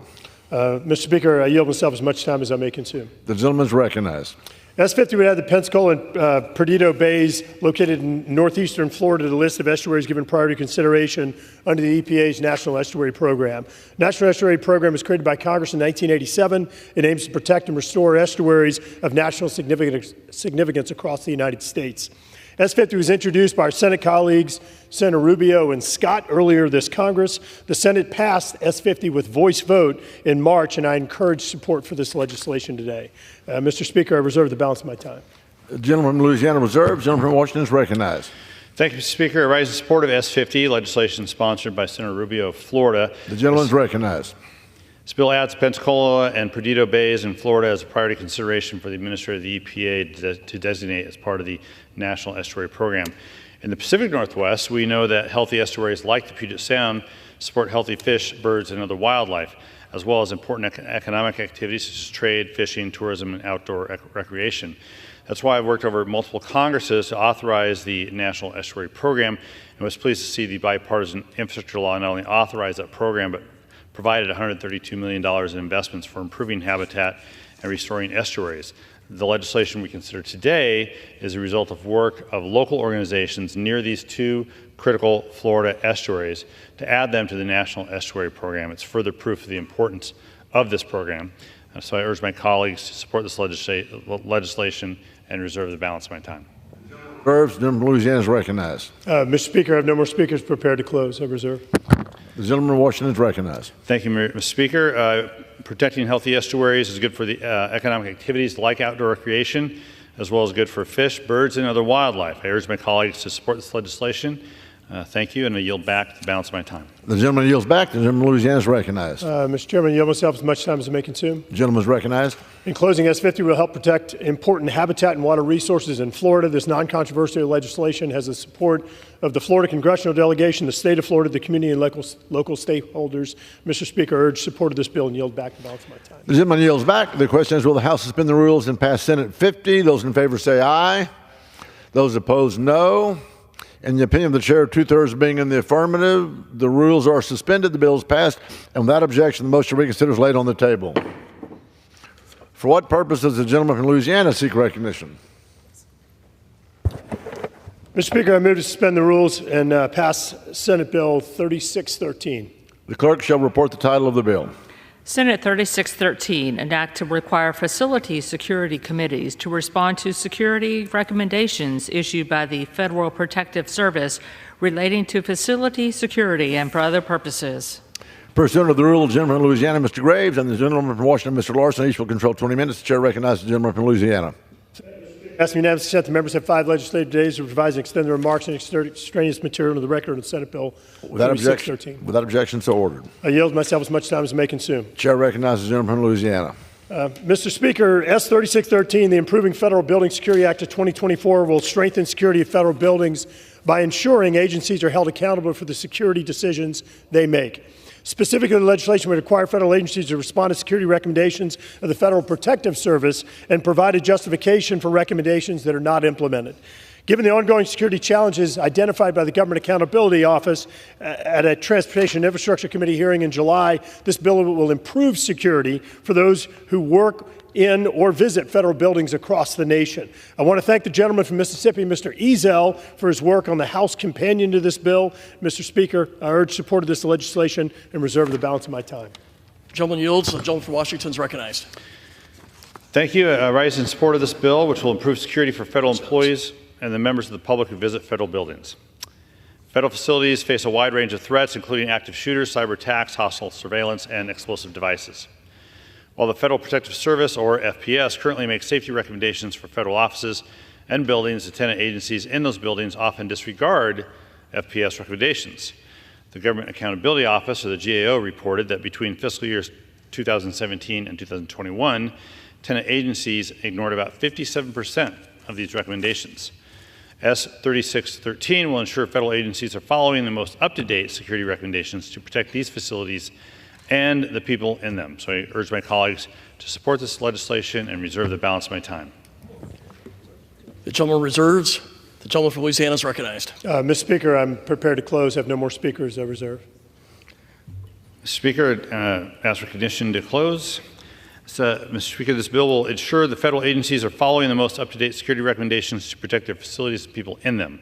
So I urge my colleagues to support this legislation and yield back the balance of my time. The gentleman yields. The gentleman is recognized from Louisiana. You must have as much time as I may consume.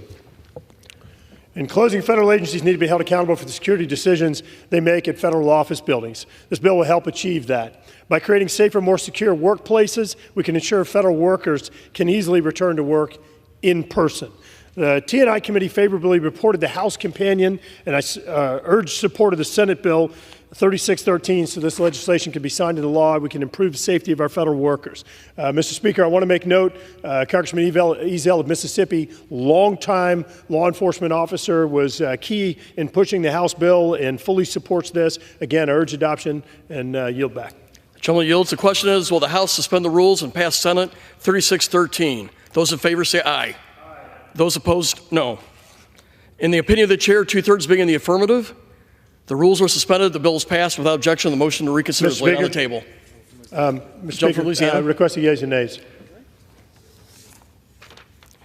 The ayes and nays are requested. All those in favor of taking this vote by the ayes and nays will rise and remain standing until counted. A sufficient number having risen, the yeas and nays are ordered pursuant to Clause 8 of Rule 20. Further proceedings on this question will be postponed. For purposes, the gentleman from Louisiana seek recognition. Mr. Speaker, I move to suspend the rules and pass S310. The clerk will report the title of the bill.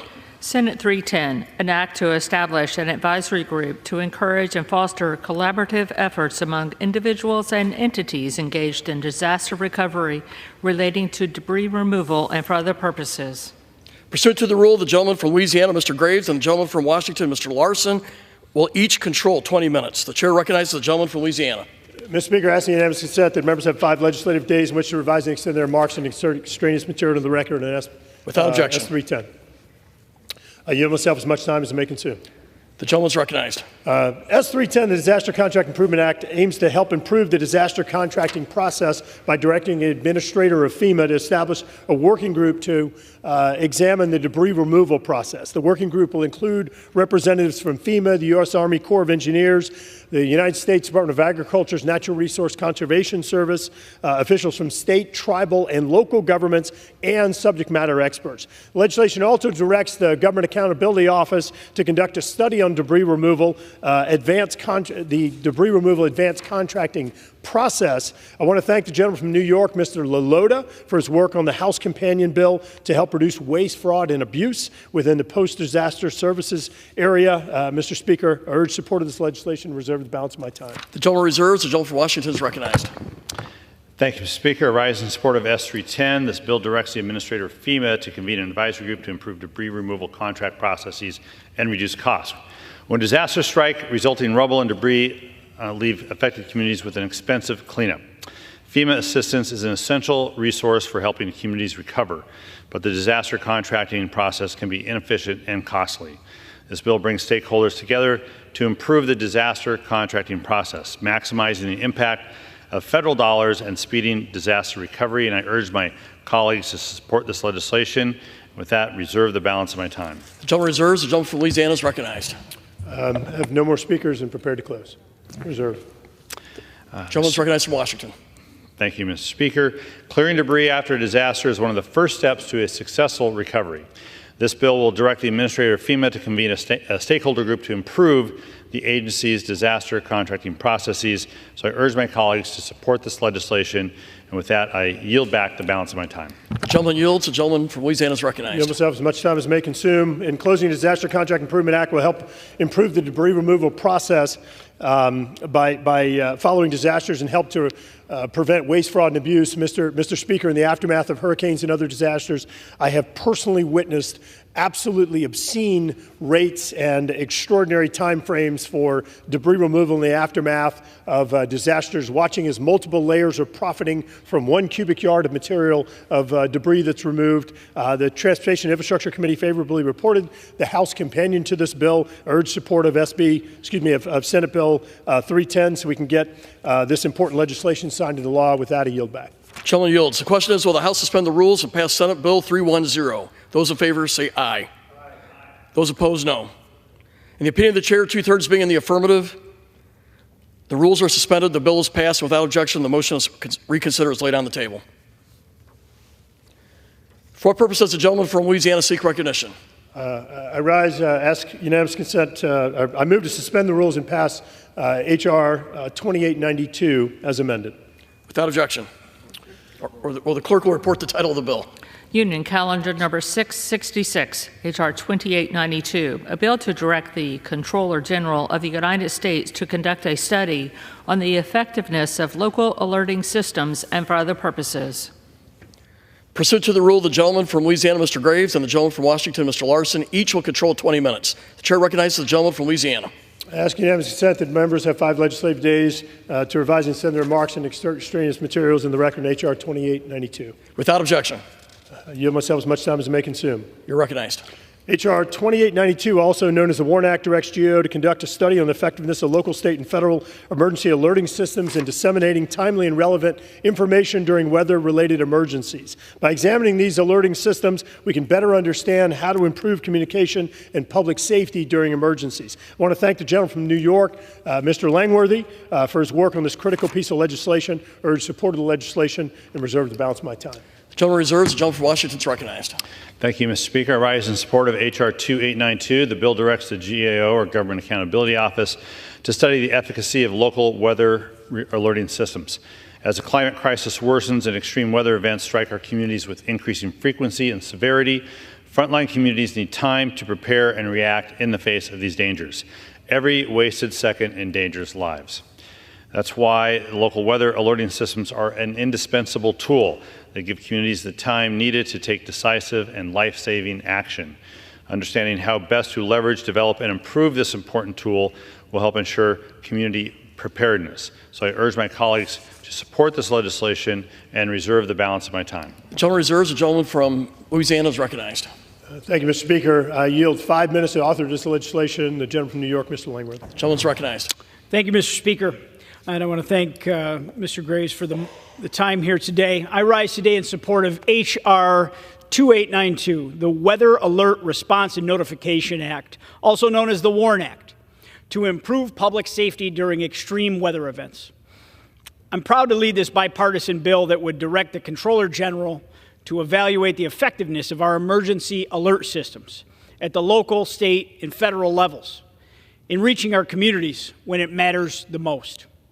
I introduced this legislation after my district experienced tragedy during Winter Storm Elliott in December 2022, right before Christmas Eve. Western New York and the Southern Tier, we're used to heavy snowfall every winter. But during Winter Storm Elliott, we were hit with whiteout blizzards and hurricane-force winds that quickly dumped more than 4 feet of snow. People were trapped in their cars for days. Many were trapped in their homes without power or heat. And rescue crews struggled to get those people rescued that were in need, leading to more than 40 deaths in our region. Some of these deaths, they could have been prevented, but local warning systems failed to adequately communicate the risks to the public, and we cannot let this happen again. That's where the WARN Act comes in. Whether it's a blizzard, a hurricane, a tornado, or other severe weather event, we must ensure that our emergency alert systems are timely, they're accurate, and capable of reaching everyone, no matter what technology they have. Preparation is the key to protecting lives and minimizing damage during these crises. Reliable and effective emergency alerts, they give individuals the opportunity to act, keeping themselves and their families safe, clearing the way for first responders, and ensuring repair crews can restore power, clear roads, and respond more quickly in emergencies. This preparation helps save lives and reduce long-term harm. The WARN Act will examine cutting-edge technologies such as mobile alerts, satellite communications, and next-generation platforms to determine how we can improve these life-saving systems. It'll also provide critical insights to local emergency managers and elected officials who are often on the front lines of these crises. As we're heading into 2025, we have more technology than ever at our fingertips, but we need to make sure it's employed in the right way to help us get through extreme weather events. By equipping our communities with clearer, more actionable alerts, we can save lives and prevent tragedies like those we experienced during Winter Storm Elliott. I urge my colleagues to join me in supporting this common sense, bipartisan legislation to strengthen our nation's emergency response systems. Thank you, Mr. Speaker, and I yield back. The gentleman reserves. I recognize the gentleman from Washington. We have no further speakers are prepared to close. Gentleman reserves. I'm prepared to close reserve. Gentleman from Washington is recognized. Sorry, Mr. Speaker. Yeah, thank you. Local weather alerting systems must work properly to save lives. This bill will direct the Government Accountability Office to identify and document any improvements that need to be made to such systems. So I urge my colleagues to support this legislation and yield back the balance of my time. The gentleman yields. The gentleman from Louisiana is recognized. Thank you, Mr. Speaker. Mr. Speaker, in closing, I want to reflect upon Hurricane Katrina in 2005, Hurricane Sandy in 2012. Both storms resulted in extraordinary death. I believe around 1,700 lives lost in the aftermath of Hurricane Katrina. This legislation is designed to help to prevent those types of deaths, to help to communicate the risk to the public, and I strongly urge support for this legislation. It's going to ensure that we have better policies and procedures for alerts during weather-related emergencies, and yield back. The gentleman yields. The question is, will the House suspend the rules and pass the bill H.R. 2892 as amended? Those in favor say aye. Those opposed, no. In the opinion of the chair, 2/3 being in the affirmative, the rules are suspended, the bill is passed, and without objection, the motion to reconsider is laid on the table. Without objection, this title is amended. For what purpose does the gentleman from Louisiana seek recognition? I move to suspend the rules and pass H.R. 2672. The clerk will report the title. Does the gentleman wish to call the, as amended? The clerk will report the title of the bill. H.R. 2672, a bill to amend the Robert T. Stafford Disaster Relief and Emergency Assistance Act to provide for the authority to reimburse local governments or electric cooperatives for interest expenses and for other purposes. Pursuant to the rule, the gentleman from Louisiana, Mr. Graves, and the gentleman from Washington, Mr. Larson, each will control 20 minutes. The chair recognizes the gentleman from Louisiana. I ask unanimous consent that members have 5 legislative days in which to revise and extend their remarks and insert extraneous materials in the record on H.R. 2672. Without objections. I yield myself as much time as may consume. You're recognized. H.R. 2672, the FEMA Loan Interest Payment Relief Act, will help reduce the financial burden of local governments and electric cooperatives who are forced to take out loans to speed up rebuilding of projects eligible for FEMA assistance. On top of that, the current requirements for when interest can be reimbursed are confusing. The legislation clarifies when FEMA can reimburse the interest that local governments or electric cooperatives incurred on their disaster loans because they were waiting for federal reimbursement from FEMA. I want to thank the gentleman from Florida, Dr. Dunn, for his leadership on this bipartisan legislation. I urge support of the legislation and reserve the balance of my time. The gentleman reserves. The gentleman from Washington is recognized. Thank you, Mr. Speaker. I rise in support of H.R. 2672, legislation authored by Representatives Dunn and Soto from Florida. This bill clarifies that FEMA should reimburse local governments and electric co-ops for interest on disaster recovery loans. In the aftermath of a disaster, local communities are the first to mobilize costly recovery efforts, which they often fund with substantial loans. It's Congress's intent that FEMA's public assistance program eventually reimburses these loans. However, the process can be complex and time-consuming, and the reimbursement policy is often not applied to local governments and electric co-ops in the same way it's applied to states. When communities are working to recover, the last thing they need is more uncertainty and additional financial burdens. This legislation provides much-needed relief by directing FEMA to reimburse all qualifying interest expenses equally. By doing so, communities on the front lines of disaster recovery can focus on what truly matters, rebuilding and restoring lives and homes. So I urge my colleagues to support this legislation and reserve the balance of my time. Gentleman reserves. The gentleman from Louisiana is recognized. Thank you, Mr. Speaker. Mr. Speaker, I yield 5 minutes to author this legislation. The gentleman from Florida, Dr. Dunn. The gentleman from Florida is recognized. Thank you very much, Mr. Chairman, and thank you, Mr. Speaker. I rise today to urge my colleagues to join me in supporting H.R. 2672, the FEMA Loan Interest Payment Relief Act. This bill would incentivize FEMA to provide timely reimbursement to state and local governments and electrical cooperatives for interest incurred on Stafford Act disaster-related loans. Last year, we successfully passed this bill in the House by a large margin, but the Senate did not take it up. Currently, state and local municipal officials take out loans to restore essential services following a natural disaster. However, while they are waiting for the loans to be reimbursed by FEMA, these loans incur interest. Hurricane Michael devastated my district in 2018, and now 6 years later, my district is still waiting for FEMA to reimburse these loans. That is costing my 16 counties millions of dollars in interest alone that could have been avoided if FEMA had reimbursed them in a timely fashion. These are taxpayer dollars that are needlessly tied up by inefficient agency processing and would be better spent within the communities themselves. In light of back-to-back major hurricanes, Helene and Milton this year, which brought catastrophic damage and loss of lives to multiple states, I think time is a valuable commodity. If FEMA has to reimburse the interest that accrues, as well as the principal, they'll become more sensitive to the timeliness of reimbursements. I remind you, the E in FEMA stands for emergency. This bill will not only help my constituents, but those in every single state.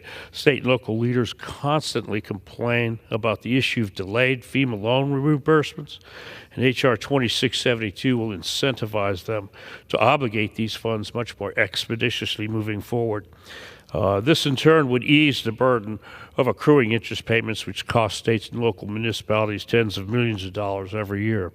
Most importantly, H.R. 2672 helps support our communities. The interest paid on these emergency loans is paid by the taxpayers, and the bill ensures that our state and local partners are not stuck footing the bill for FEMA's delay. In September, 2672 passed the House Committee on Transportation and Infrastructure with unanimous consent. I want to thank Chairman Graves of the full Committee on Transportation and Infrastructure and General Scott Perry, Chairman of the Subcommittee on Emergency Management, for their consideration and support of this timely and critical legislation. I urge support for this bill and yield back the balance of my time. Does the gentleman reserve? Prepared to close. No more speakers to reserve. The gentleman from Washington is recognized. Thank you, Mr. Speaker. Local governments and electrical co-ops should not be penalized for taking out loans to jumpstart disaster recovery for their communities.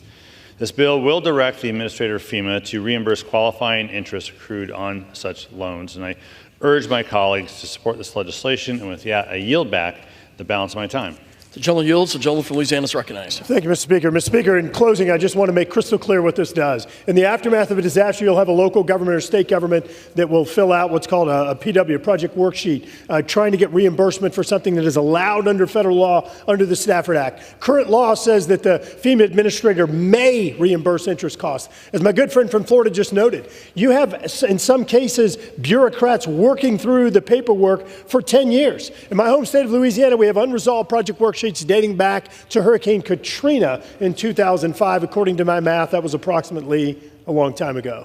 And so, Mr. Speaker, we can't cause the burden of this debt to be borne by the local governments and by the state government. This, rather than making it an option or a discretionary reimbursement, this bill ensures that it shall be reimbursable, the interest costs. That way, local governments can go borrow money, and there's more of an incentive for FEMA to actually expedite the approval of these project worksheets. I think it's a good clarification of the law, removing uncertainty for local and state governments to electric co-ops. They'll be able to rebuild faster after a disaster and reduce costs associated with delays. With that, I urge support of H.R. 2672. I yield back. The gentleman from Louisiana yields. The question is, will the House suspend the rules and pass Bill H.R. 2672 as amended? Those in favor say aye. Aye. Those opposed, no. In the opinion of the chair, 2/3 being in the affirmative, the rules are suspended, the bill is passed, and without objection, the motion to reconsider is laid on the table. For what purpose does the gentleman from Louisiana seek recognition? I move to suspend the rules and pass H.R. 7671. The clerk will report the title of the bill. H.R. 7671, a bill to amend Section 324 of the Robert T. Stafford Disaster Relief and Emergency Assistance Act to incentivize states, Indian tribes, and territories to close disaster recovery projects by authorizing the use of excess funds for management costs for other disaster recovery projects. Pursuant to the rule, the gentleman from Louisiana, Mr. Graves, and the gentlewoman from Oregon, Ms. Hoyle, each will control 20 minutes. The chair recognizes the gentleman from Louisiana. Mr. Speaker, I ask for unanimous consent that members have 5 legislative days to revise and extend their remarks and extract strange materials into the record on H.R. 7671. You must have as much time as may consume. The gentleman is recognized. Thank you, Mr. Speaker. H.R. 7671, Disaster Management Cost Modernization Act, provides states flexibility to allow management cost funds to be used across any open disaster, simplifying the administration of these funds for state and emergency managers. Currently, while Stafford Act does make a percentage of disaster dollars available for management costs, each disaster's management costs are tied directly to that declaration, creating accounting challenges. Mr. Speaker, what often happens is you'll have multiple disasters occurring in a community at the same time. Trying to separate the administrative cost is difficult, if not impossible. H.R. 7671 would provide more flexibility and ensure that states can better manage disasters by giving them the flexibility. I urge support of this legislation. Reserve the balance of my time. Gentleman yields. The gentlelady from Oregon is recognized. Thank you, Mr. Speaker. I rise in support of H.R. 7671, legislation authored by Representative Neguse and co-sponsored by Reps. D'Esposito, Titus, Edsel, and Stanton. The bill will give an incentivize faster recovery for federally declared disasters and lower costs. It also enables state and local emergency managers to build capacity for future disaster preparedness, mitigation, response, and recovery. When managing federal disaster declarations, states administer FEMA grants that may be worth billions of dollars. FEMA allows states to utilize a percentage of those grants to cover the cost of administrative requirements and grant management. Current law requires management costs to be strictly tied to each specific disaster declaration. However, most states are managing recovery for multiple disaster declarations simultaneously. A project inspector working a full day may visit multiple disaster sites in a state. If those sites are associated with more than one disaster, all associated costs must be parceled out to possibly dozens of open grants. This is inefficient, wastes taxpayer dollars, and slows recovery. This bill encourages efficiency by allowing states to use their management funds across all open disasters. Additionally, H.R. 7671 helps build capacity at FEMA and at the local level by rewarding applicants that complete recoveries from major disaster declarations quickly. One of the most common concerns we hear from emergency management experts is that FEMA, states, and local governments do not have sufficient personnel or resources to prepare for and respond to disasters. Increasing efficiency and building capacity is one of the most important actions we can take to ensure nationwide disaster readiness and empower state and local emergency managers. I urge my colleagues to support this legislation. Thank you, and I reserve the balance of my time. The gentlelady reserves. The gentleman from Louisiana is recognized. Mr. Speaker, no more speakers prepared to close. Reserve. The gentlelady is recognized. I yield 3 minutes to Representative Neguse. The gentleman is recognized. Thank you, Mr. Speaker. First, let me thank my colleague from Oregon, Representative Hoyle, for her kind words and her articulate description of the bill that we are considering today. I also want to, in particular, thank Ranking Member Larson for his leadership on the committee and his help in getting this bill across the finish line, we hope, in the days and weeks ahead. And I also want to say thank you to my friend and colleague and the chairman of this distinguished committee, and certainly in wishing him well in all of his future endeavors. I've enjoyed our verbal sparring on the Select Committee on the Climate Crisis and the House Natural Resources Committee. I've appreciated his friendship and also appreciate his leadership and his support for this piece of legislation. I'm here to talk about the Disaster Management Cost Modernization Act. And as you heard from Representative Hoyle, as we continue to face increasing numbers of natural disasters across our country, wildfires, floods, hurricanes, and more, it's critically important that we work to equip our communities with the resources that they need. My home state of Colorado has seen firsthand the devastating impacts of these disasters, Mr. Speaker, as we've unfortunately experienced record-breaking and deadly wildfires, drought, and flood conditions all over just the past few years. This bill would strengthen our efforts to prepare for and mitigate the impacts of future disasters across our country. It is a simple bill, Mr. Speaker. When state and local governments receive federal assistance through the FEMA or through the Federal Emergency Management Agency, otherwise known as FEMA, they are allocated a percentage of the assistance for management costs or administrative costs to manage that disaster. However, as you heard Representative Hoyle describe, those management costs are awarded for a disaster, a particular disaster. The reality is that results in unnecessary administrative burdens on state and local governments when managing multiple open disasters and limits flexibility for disaster recovery and preparedness. So, Mr. Speaker, let me just give you a very practical example of what this looks like. In Colorado's 2nd Congressional District, we have unfortunately, as I mentioned, have been home to multiple historically large and destructive wildfires. Oftentimes, these wildfires will happen simultaneously in different parts of our state and indeed different parts of my district. The ability for the state government and local governments to apply these cost-sharing dollars, these grants from FEMA for different disasters simultaneously has been inhibited by in my view, a nonsensical approach in current law. And that is what we seek to change, Mr. Speaker. It's a common sense way to cut red tape and ultimately benefit communities across the West and indeed across the country as they continue to grapple with natural disasters in the years ahead. I'm proud that this bill is supported by a broad spectrum of Coloradans, Republicans, and Democrats, and of course that includes people in this, my colleagues in this chamber. So again, I thank the Speaker for his indulgence. I thank Representative Hoyle and the Chairman. I encourage everyone to support this important bill, and I yield back. The gentleman reserves. The gentlelady is recognized. I reserve. Okay, gentleman Prepared to close. Reserves. No more speakers. Reserved. The gentlelady is recognized. Emergency managers need more resources and capacity to effectively respond to increasingly frequent and severe disasters. This bill incentivizes faster disaster recovery, gets communities back on their feet, and creates more capacity in federal and local emergency management offices. I urge my colleagues to support this legislation, and thank you. I yield back the balance of my time. The gentlelady yields. The gentleman from Louisiana is recognized. Thank you, Mr. Speaker. Mr. Speaker, first of all, I want to thank my friend from Colorado for his kind words and for sponsoring this legislation, for offering this legislation. Just to put a bit of a face on it, in 2020 and 2021, my home state of Louisiana had Hurricane Laura, Delta, Zeta, and then in 21 had Hurricane Ida that came through. In some cases, you had the exact same footprint that had all 4 hurricanes come through. You're asking an emergency responder to try to separate the work that they're doing, and whether it was for Hurricane Laura or Hurricane Ida, you simply can't do it.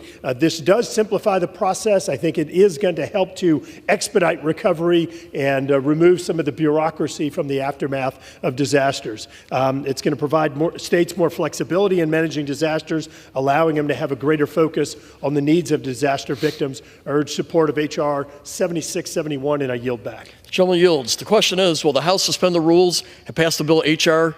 7671? Those in favor say aye. Those opposed, no. In the opinion of the chair, 2/3 being in the affirmative, the rules are suspended. The bill is passed without objection. The motion to reconsider is laid on the table. For what purpose does the gentleman from Louisiana seek recognition? I move to suspend the rules and pass H.R. 9541. The clerk will report the title of the bill. Union Calendar Number 660, H.R. 9541, a bill to amend the Robert T. Stafford Disaster Relief and Emergency Assistance Act to authorize federal agencies to provide certain essential assistance for hazard mitigation for electric utilities and for other purposes. Pursuant to the rule, the gentleman from Louisiana, Mr. Graves, and the gentlewoman from Oregon, Mrs. Hoyle, each will control 20 minutes. The chair recognizes the gentleman from Louisiana. Mr. Speaker, asking unanimous consent, the members have 5 legislative days to revise and extend their remarks and extraneous materials on the record in H.R. 9541. Without objection. Yield myself as much time as may consume. Gentleman's recognized. H.R. 9541, the Power Act of 2024, addresses FEMA's problematic interpretation of Section 403 of the Stafford Act by clarifying electric utilities are classified as essential assistance. The legislative fix allows electric utilities to work quickly to restore power following disaster and maintain eligibility to later implement permanent fixes that include mitigation measures. I urge support of this legislation. Reserve the balance of my time. The gentleman reserves. The gentlelady for Oregon is recognized. The gentlelady from Oregon is recognized. Thank you, Mr. Speaker. I rise in support of H.R. 9541, the bill I co-sponsored with Representative Etzel. This bill empowers publicly owned electric utilities to implement hazard mitigation improvements during disaster recovery. When disasters strike, they leave a trail of destruction, including damaged energy infrastructure that needs to be immediately repaired to restore power. At the same time, this can present an opportunity to improve the resilience of power infrastructure and to reduce the risk of outages in the future. Unfortunately, current law prevents FEMA from reimbursing utilities for hazard mitigation as they make temporary disaster repairs.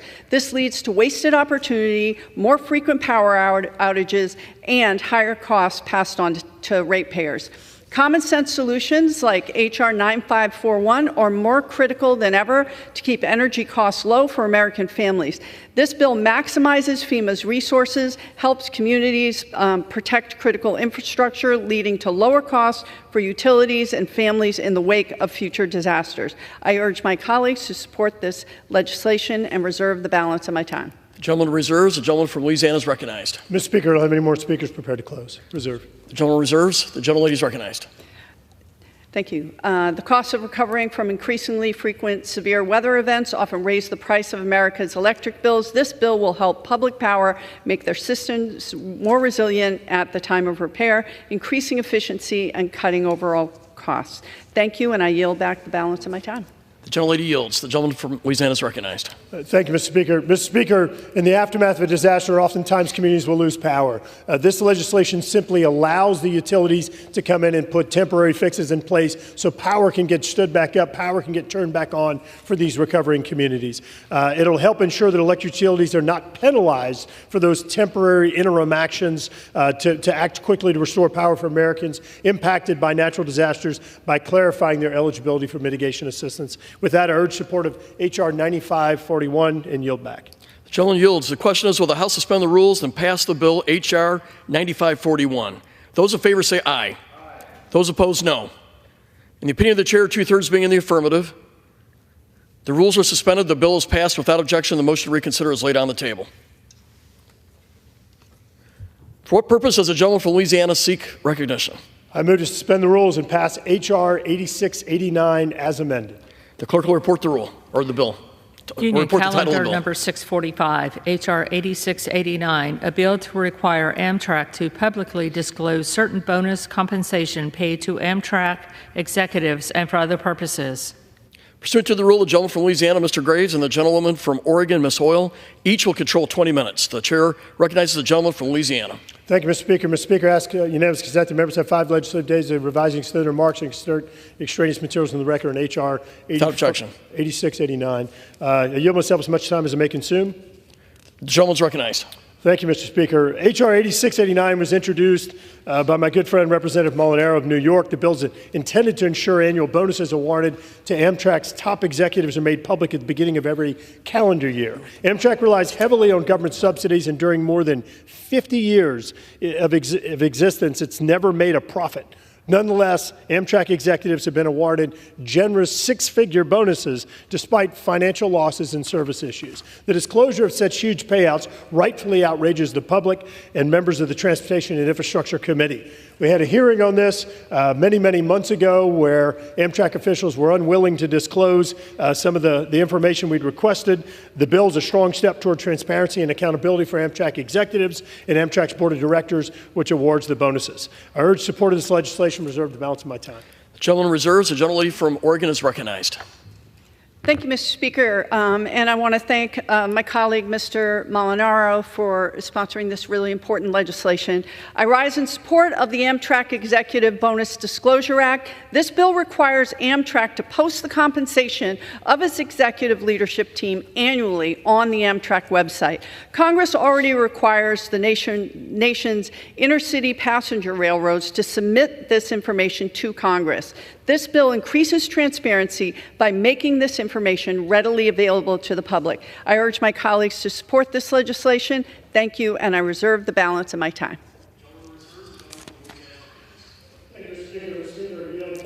The gentleman from New York, the sponsor of the bill, Mr. Molinaro. The gentleman from New York is recognized. Thank you, Mr. Speaker. I first want to extend my appreciation to Chairman Sam Graves, not only for leadership of the committee this last year, but also for working with us to move this piece of legislation. Amtrak was certainly hesitant to disclose their bonuses, and that they came immediately after COVID pandemic and the stress and stressors on both commuters, passengers, and employees.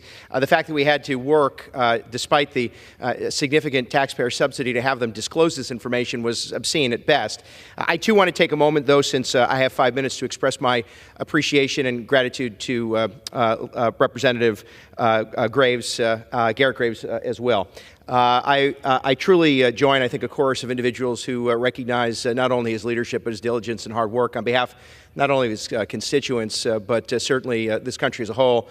And he certainly has made Congress just a little bit better for the American people, and I'm grateful for his friendship and support. I would note he is unofficially my mentor. I'm not quite sure what it is I've learned from him, but nevertheless, I've learned quite a bit, and I'm grateful for it. Today, I join certainly today and standing in support of my bill, the Amtrak Executive Bonuses Disclosure Act. Now, this bill is rooted in basic transparency and accountability. As noted in 2023, Amtrak awarded over $5 million in executive bonuses, despite a $1.7 billion loss and $11 billion in taxpayer subsidies. No business in the world, certainly not this country, would extend those kind of bonuses with those kind of losses. And as I noted, in the immediate aftermath of COVID and the COVID pandemic, these bonuses rightfully sparked outrage not only from passengers and constituents, but members of Congress and the hardworking employees who keep Amtrak running for Americans. Those employees are represented by unions who join in opposition.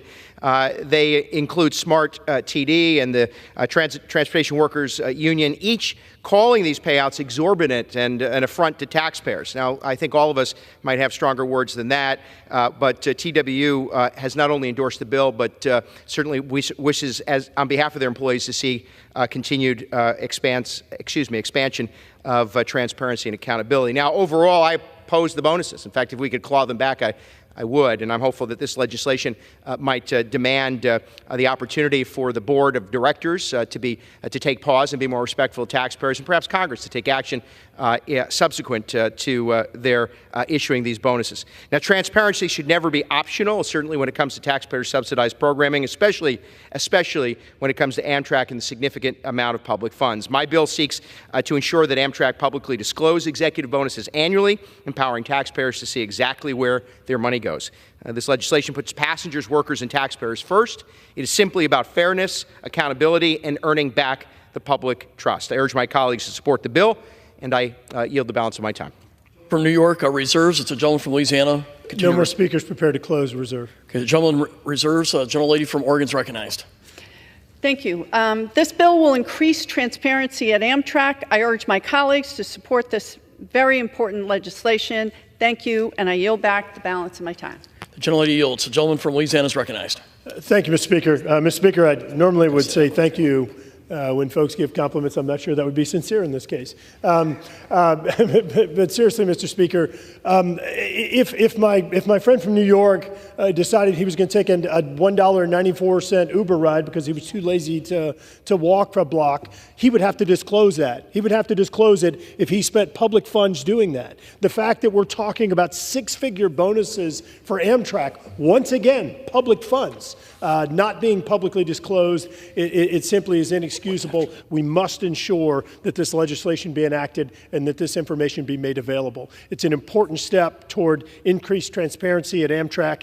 This legislation will make sure Amtrak publicly discloses these salary bonuses given to Amtrak executives annually. I do want to thank my good friend from New York, Mr. Molinaro, for his service to this country. He has been incredibly helpful to us in the aviation subcommittee, and as you know, we passed a significant, I believe, 1,000-page 5-year aviation authorization this year on a strong bipartisan basis. My friend from New York was integral in putting that legislation together. Really do appreciate his friendship and support, despite what he says about me over the last few years. And I wish him well in his next endeavors. But, Mr. Speaker, I urge support of this bill and yield back the balance of my time. The gentleman yields. The question is, will the House suspend the rules and pass the bill H.R. 8689 as amended? Those in favor say aye. Aye. Those opposed, no. In the opinion of the chair, 2/3 being in the affirmative, the rules are suspended. The bill is passed without objection. The motion to reconsider is laid on the table. Without objection, the title is amended.